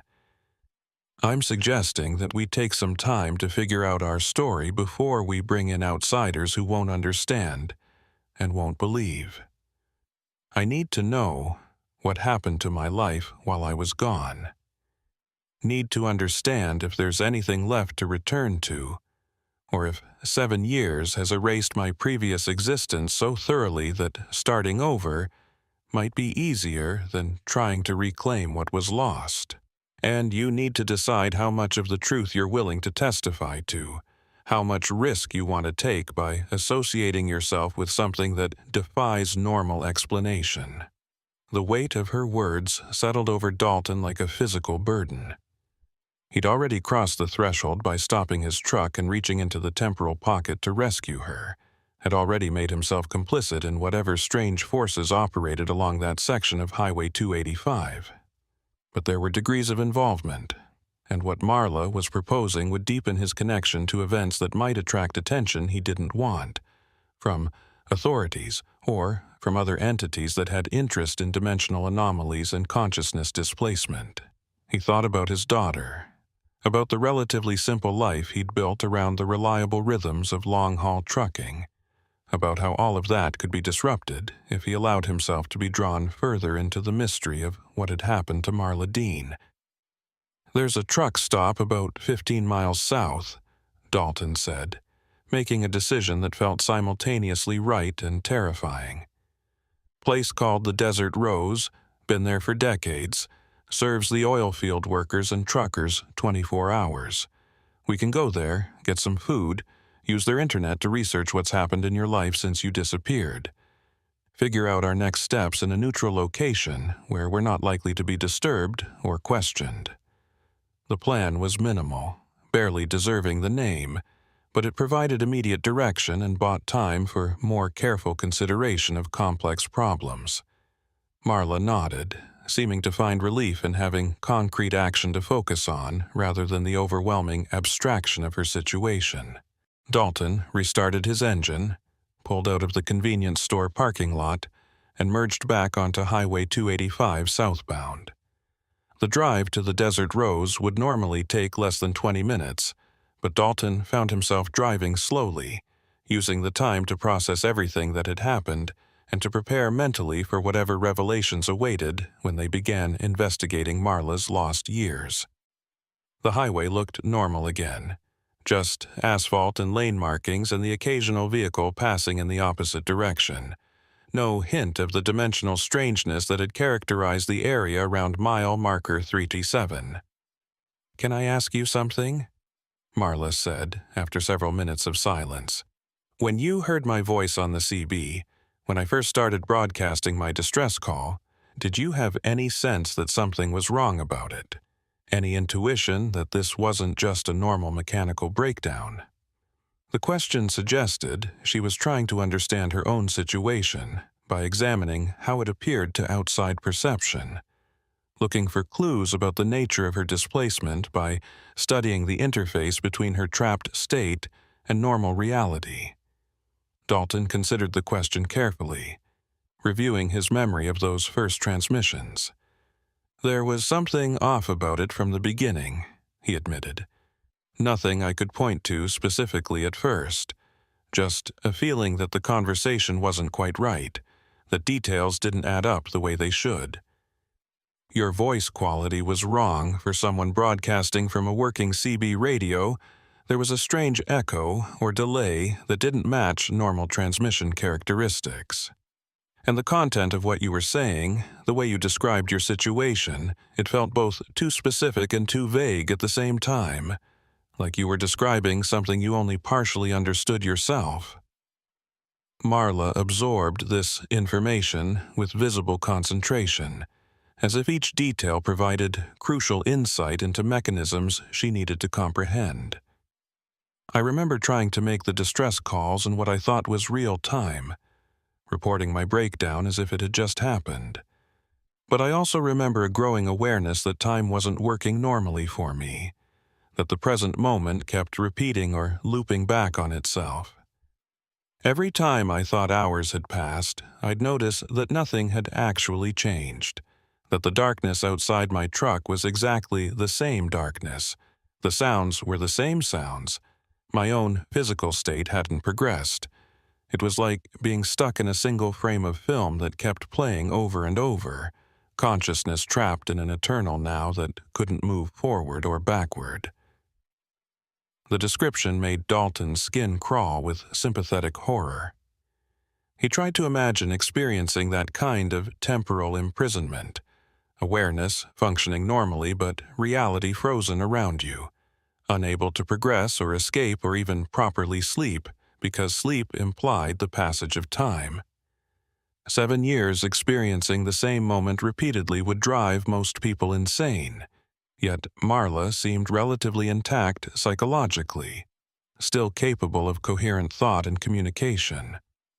That resilience suggested either extraordinary mental strength or that the displacement had affected her consciousness in ways that buffered her from the full psychological impact of eternal present tense. The Desert Rose truck stop appeared ahead, its distinctive red and white neon sign visible from over a mile away, a beacon of civilization in the empty desert night. Dalton pulled off the highway and into the sprawling parking lot, finding a space among the scattered trucks whose drivers were taking mandatory rest breaks or waiting for morning deliveries. The facility was aging but well-maintained, its restaurant section occupying one end of a long building that also housed showers, a small convenience store, and a driver's lounge with internet access and television. At this hour, approaching 4 in the morning, the restaurant would be sparsely populated, mostly insomniacs and night shift workers seeking coffee and conversation. They entered through the main door, Marla walking slightly behind Dalton, as if using him as a shield against the overwhelming normalcy of the environment. The restaurant's interior was classic truck stop aesthetic: vinyl booths and laminate tables, walls decorated with vintage trucking memorabilia and local landscape photography. A waitress looked up from the counter where she'd been refilling coffee for 2 men in oil field uniforms, her expression shifting through curiosity to professional welcome as she gestured toward empty booths. Dalton chose one near the back, away from the main flow of traffic, and they slid into seats across from each other. The waitress brought menus and coffee without being asked, a service instinct developed over years of reading customer needs. "Kitchen's got full menu available," she said, her accent carrying the distinctive rhythm of native New Mexicans.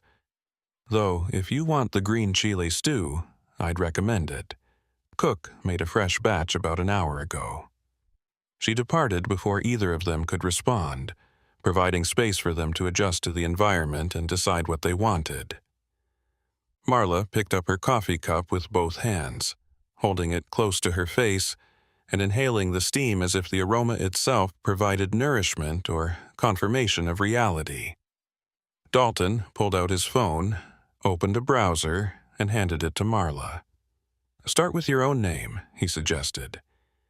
"See what information is publicly available about your disappearance and what's happened since. It might be difficult to read, but you need to know what you're dealing with before we decide on next steps."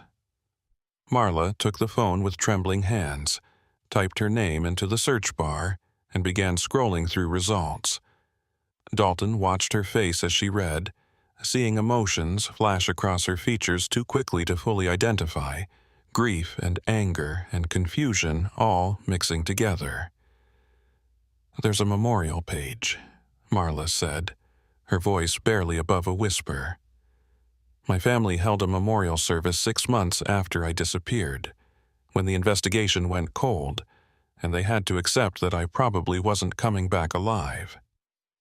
My mother wrote something about how proud she was of the person I'd become, how much she admired my independence and determination. Past tense, as if I was already dead." She continued scrolling, finding more articles, more references to her case, discussions in true crime forums speculating about what might have happened to her. Each discovery seemed to hit her like a physical blow, the accumulated weight of 7 years compressed into minutes of reading. Dalton ordered food when the waitress returned, choosing for both of them without consulting Marla, recognizing that she was too overwhelmed to make even simple decisions.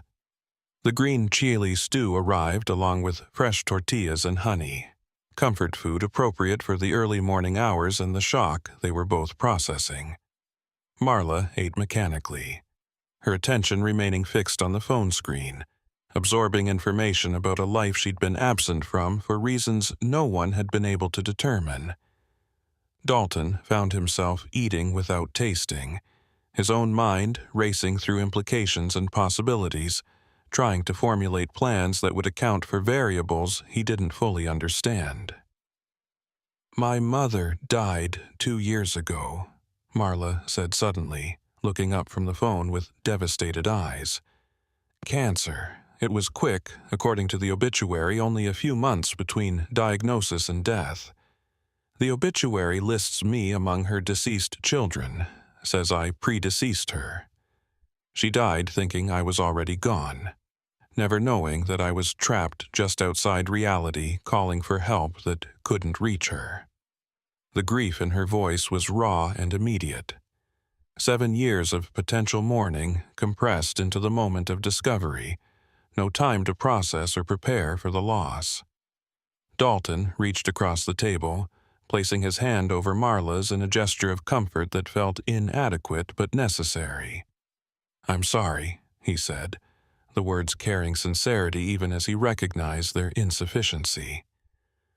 "I can't imagine how much that hurts, learning about it this way, realizing you missed the chance to say goodbye or be there for her final months. But you can't blame yourself for that. You didn't choose to be displaced, didn't voluntarily abandon anyone. What happened to you was beyond your control." Marla nodded, but didn't seem entirely convinced by his reassurance. She continued searching, finding information about her sister, her friends, her former employer, all the threads of connection that had made up her life before the displacement. Some relationships had apparently persisted in her absence, friends maintaining hope that she might someday return, or at least that her fate might be discovered. Others had moved on, the natural attrition of time and distance eroding bonds that depended on active maintenance. Her job at Permian Transport had been filled by another driver. The company itself eventually sold to a larger carrier and absorbed into a bigger operational structure. The life she'd been living 7 years ago had continued without her, adapting to her absence, closing around the hole she'd left like water flowing around a removed stone. "There's a trust fund," Marla said, finding a detail that seemed to surprise her. Apparently, some trucking advocacy organization set up a fund to support search efforts for missing commercial drivers, and my case was one of the first they helped with. There's still money in it, earmarked for reward information or to support my family if I was ever found deceased. I wonder if that money could be used for living expenses while I figure out how to rebuild a life, or if accessing it would require revealing my identity in ways that would trigger all the official complications we're trying to avoid. The practical concern was a positive sign, suggesting Marla's mind was beginning to work beyond immediate shock and grief, starting to think about concrete survival needs. Dalton considered the problem, his own experience with administrative systems providing context. Accessing something like that would definitely require proof of identity and probably legal proceedings to establish that you're alive and eligible for the funds. But there might be other resources available that don't require as much documentation. Some churches and community organizations provide short-term assistance without asking too many questions, assuming you're willing to accept help with conditions of minimal privacy. They sat in silence for several minutes, both processing information and implications. The truck stop's ambient sounds providing background noise that was oddly comforting in its mundane familiarity. Other customers came and went, truckers grabbing quick meals before returning to their routes, oil field workers ending or beginning shifts, all of them moving through their normal lives without awareness that 2 people in the back booth were dealing with impossible circumstances. The ordinariness of the environment created a strange contrast with the extraordinary nature of what Dalton and Marla were experiencing, highlighting how much strangeness could exist hidden within apparently normal space. "I need to make a decision," Marla said finally, her voice steadier now, carrying determination that hadn't been present earlier. "I can try to reclaim my old identity, Go through all the official channels, submit to all the investigations and examinations and explanations that would be required. That path keeps me connected to my history, maintains continuity with the person I was before the displacement, but it also means years of complications and scrutiny, and possibly never being fully believed about what really happened. Or I can start over, create a new identity, build a new life from scratch without the burden of trying to make sense of the missing years. That path is cleaner in some ways, but it means permanently severing ties with everyone I knew before, accepting that Marla Dean died the night her truck was found abandoned, and someone new emerged from that darkness. The choice she was articulating was profound and irreversible regardless of which option she selected. Dalton found himself reluctant to offer advice, recognizing that this decision needed to come from Marla herself, needed to emerge from her own assessment of what she could handle and what kind of future she wanted to build. He'd already played his role by hearing her broadcasts and pulling her back into normal reality. Any further involvement risked imposing his own values and priorities on situations he couldn't fully understand. Yet, he also recognized that his silence might be interpreted as abandonment, that Marla needed some validation or support even if not explicit direction.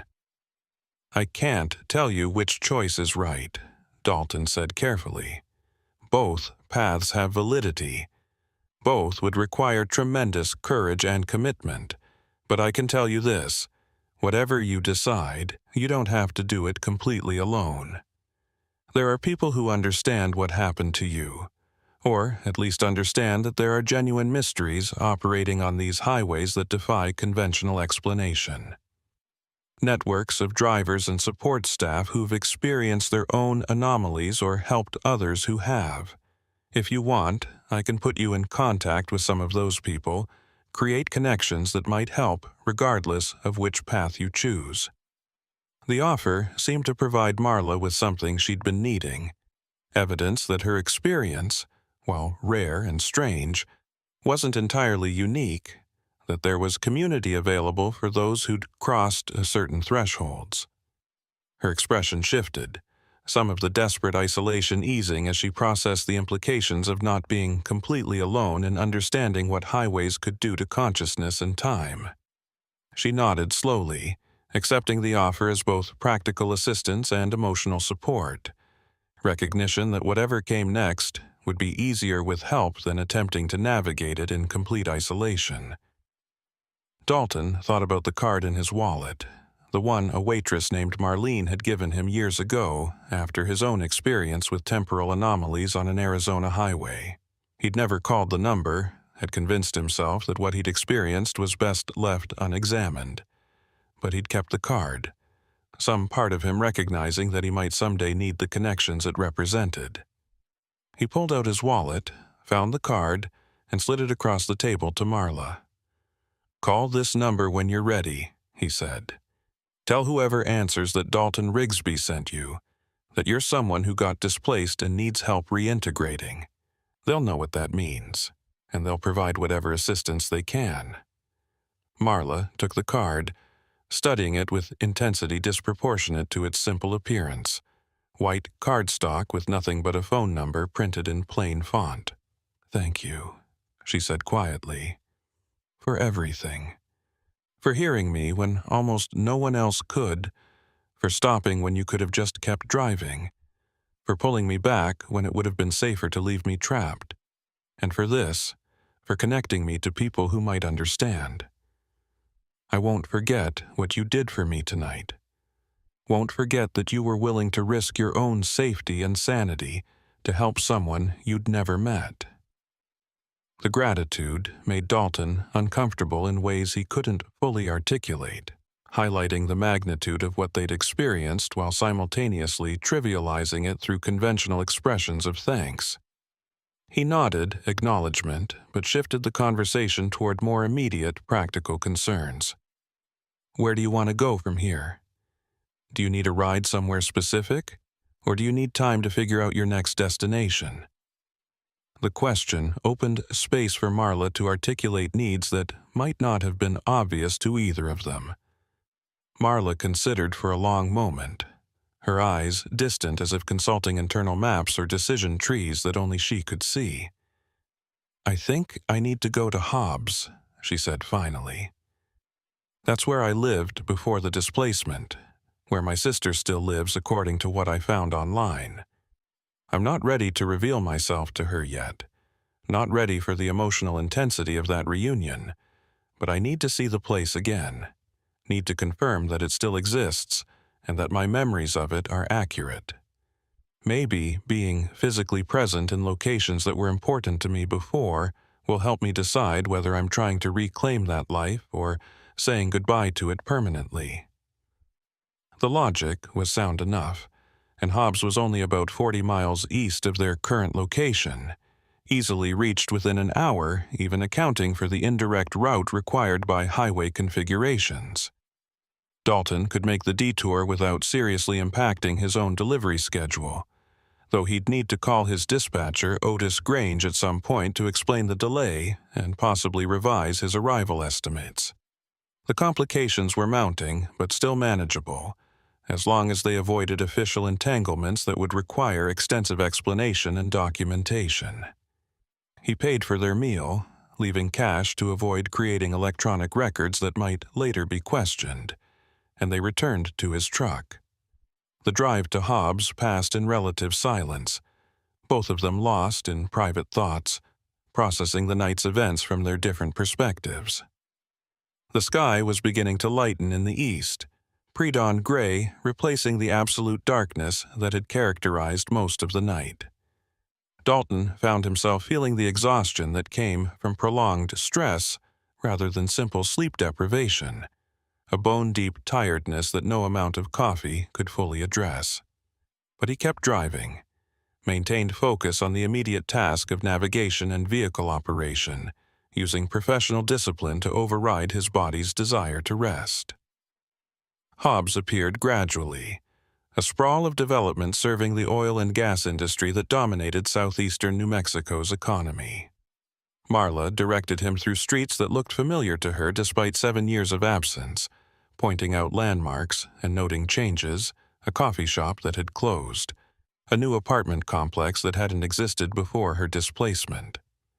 They ended up in a modest residential neighborhood, houses built in the decades after World War II, now showing their age but still maintained with obvious care.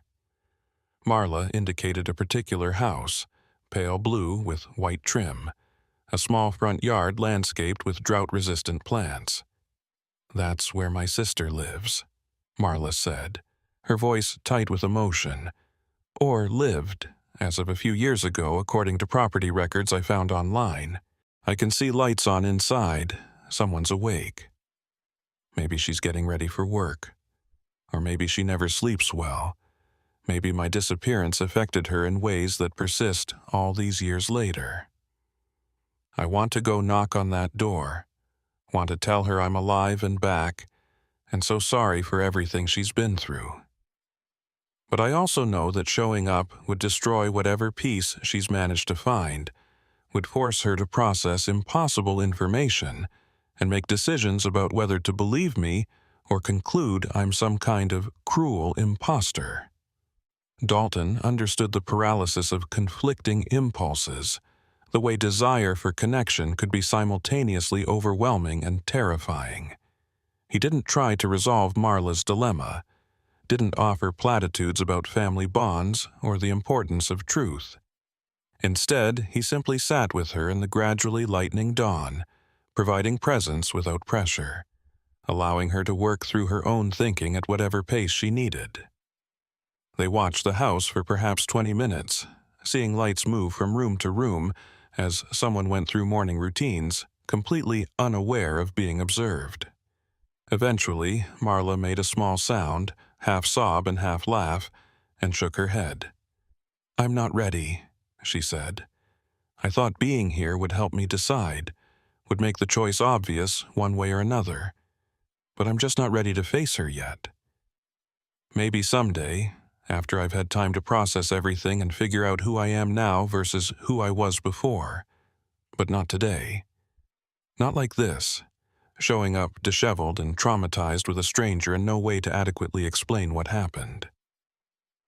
She turned away from the window, deliberately breaking her surveillance of the house, choosing to leave without making contact. Dalton started his engine and pulled away from the curb, leaving the neighborhood behind, giving Marla space and distance from the temptation to make impulsive decisions she might regret. He drove aimlessly for several minutes, allowing the motion and changing scenery to provide transition from the charged emotional moment. Eventually, he found himself on the highway heading west, back toward the route that would take him to his original destination in Carlsbad, and then on to other deliveries and other roads. Marla seemed content with this direction, not requesting specific destination, but accepting wherever the journey took her. "What are you going to do?" Marla asked after a long silence. "About what you experienced tonight, about the knowledge you now have regarding what can happen on these highways. Are you going to keep driving the same routes, keep taking the risk of encountering other anomalies, or will you change your patterns to avoid areas where displacement might occur?" The question suggested she was thinking about his well-being beyond the immediate crisis, considering the longer-term impacts of his involvement in her rescue. Dalton had been asking himself similar questions, though without formulating clear answers. "I don't know if avoiding specific routes would actually reduce the risk," he said slowly, working through his thinking as he spoke. "The displacement happened to you on Highway 285, but I encountered my own temporal anomalies on Interstate 40 in Arizona years ago. Other drivers report experiences on different highways in different states, no obvious geographic pattern that would allow meaningful prediction or avoidance. It seems like the vulnerability might be more about individual consciousness than specific locations. Some people attuned to perceive or interact with these dimensional pockets in ways that others aren't. If that's true, then changing routes wouldn't help. I'd just be encountering the same risks in different settings." The analysis was logical but also fatalistic, suggesting that once someone crossed certain thresholds of awareness, they remained permanently vulnerable to experiences that existed outside normal causality. Marla nodded, seeming to recognize truth in what he was describing. "That matches what I've come to understand about my own situation," she said. "The displacement didn't happen because I did something wrong or went somewhere dangerous. It happened because I was somehow receptive to it, tuned to frequencies that most people filter out without even realizing they exist. And that receptivity, that openness to experiencing reality in non-standard ways, I don't think it goes away just because you want it to.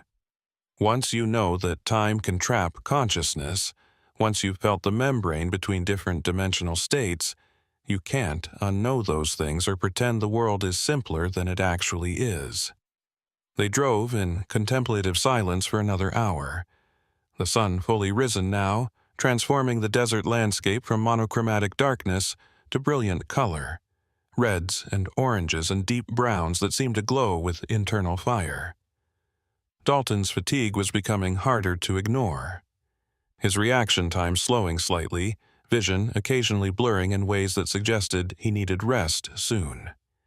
He pulled into a rest area, parking in a space designated for commercial vehicles, and shut down his engine. "I need to sleep for a few hours," he said to Marla. "You're welcome to stay here in the truck, use the sleeper berth if you want to rest as well, or you can take the card I gave you and make whatever calls you need to make to start figuring out your next steps." Marla looked at him with an expression that mixed gratitude and uncertainty. "I think I need to be alone for a while," she said quietly. "Not because I don't appreciate everything you've done, but because I need space to process without feeling like I'm performing my reactions for an audience. I'm going to call that number, see what kind of help is available, maybe start the process of building whatever comes next." But I should do that away from you, so you're not any more implicated in my situation than you already are. You've already taken enough risk by helping me. I don't want to expose you to additional complications."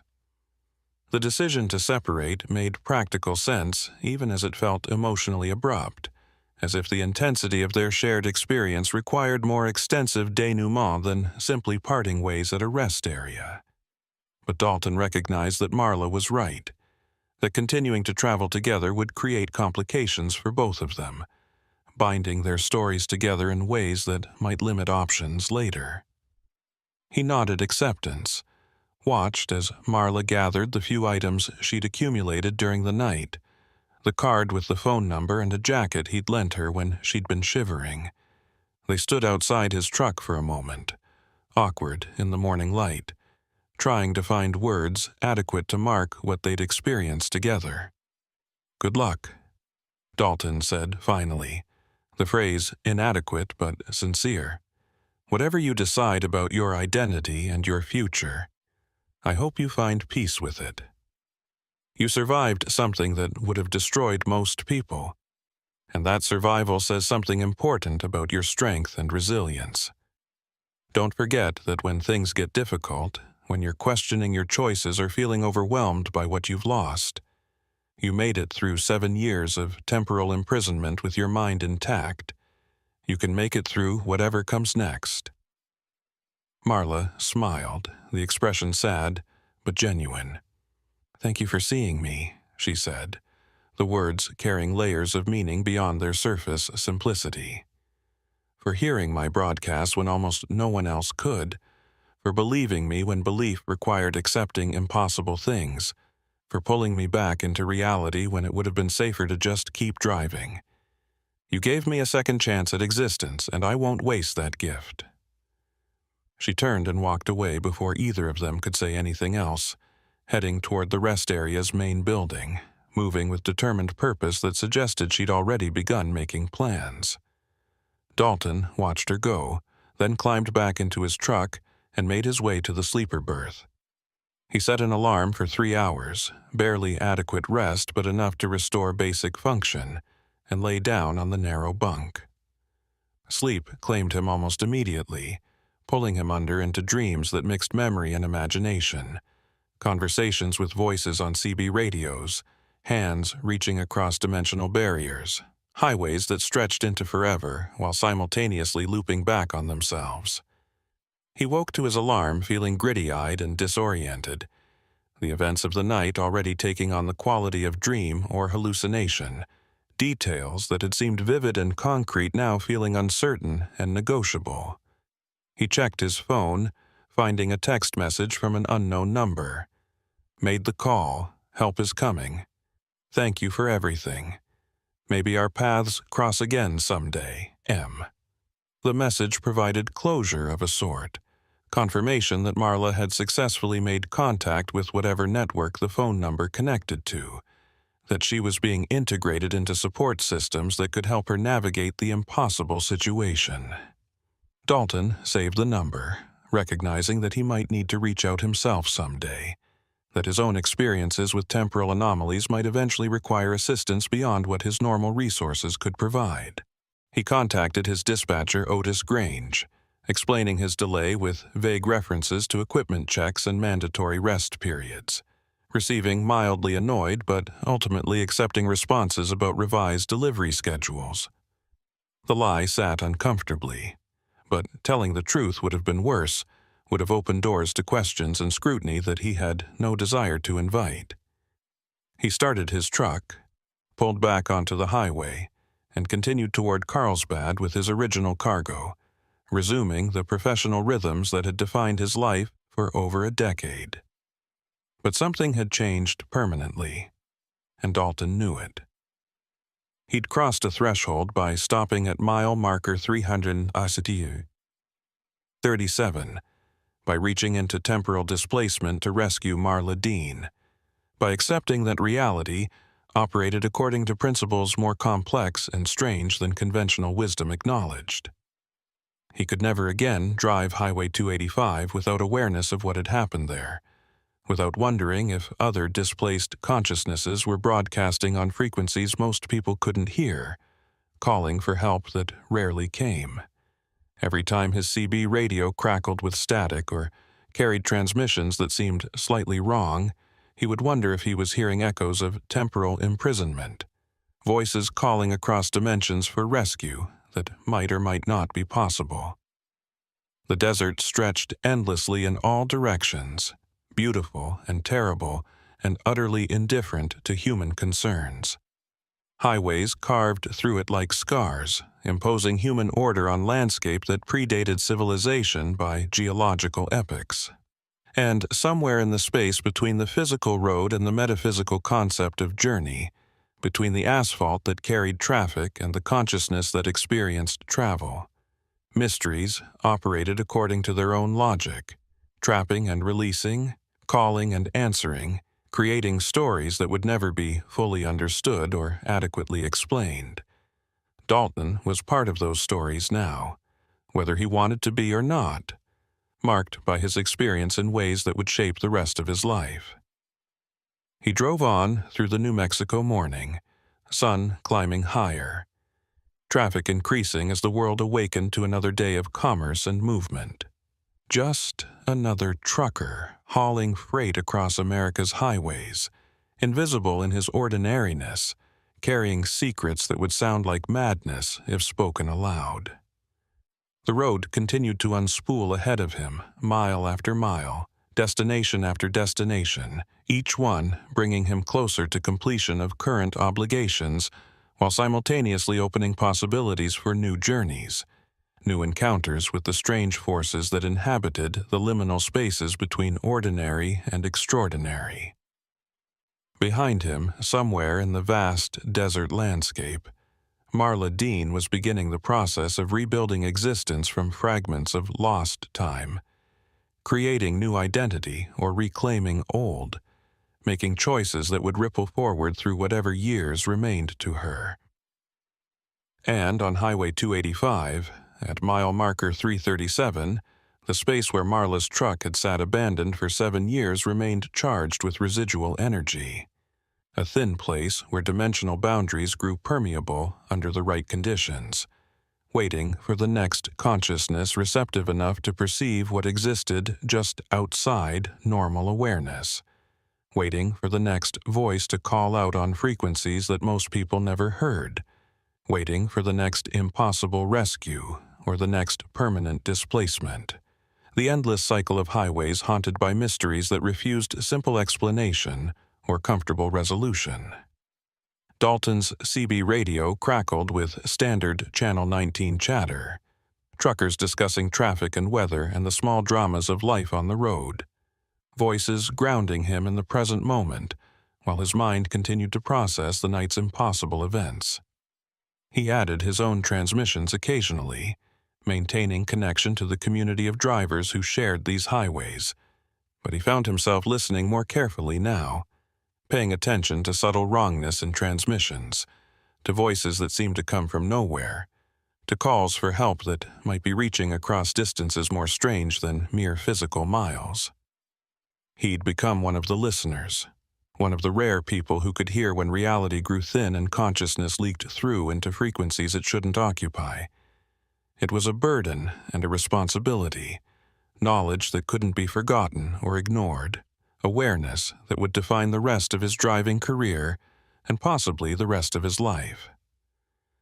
The highway stretched ahead and Dalton followed it, carrying his cargo and his secrets westward into the day.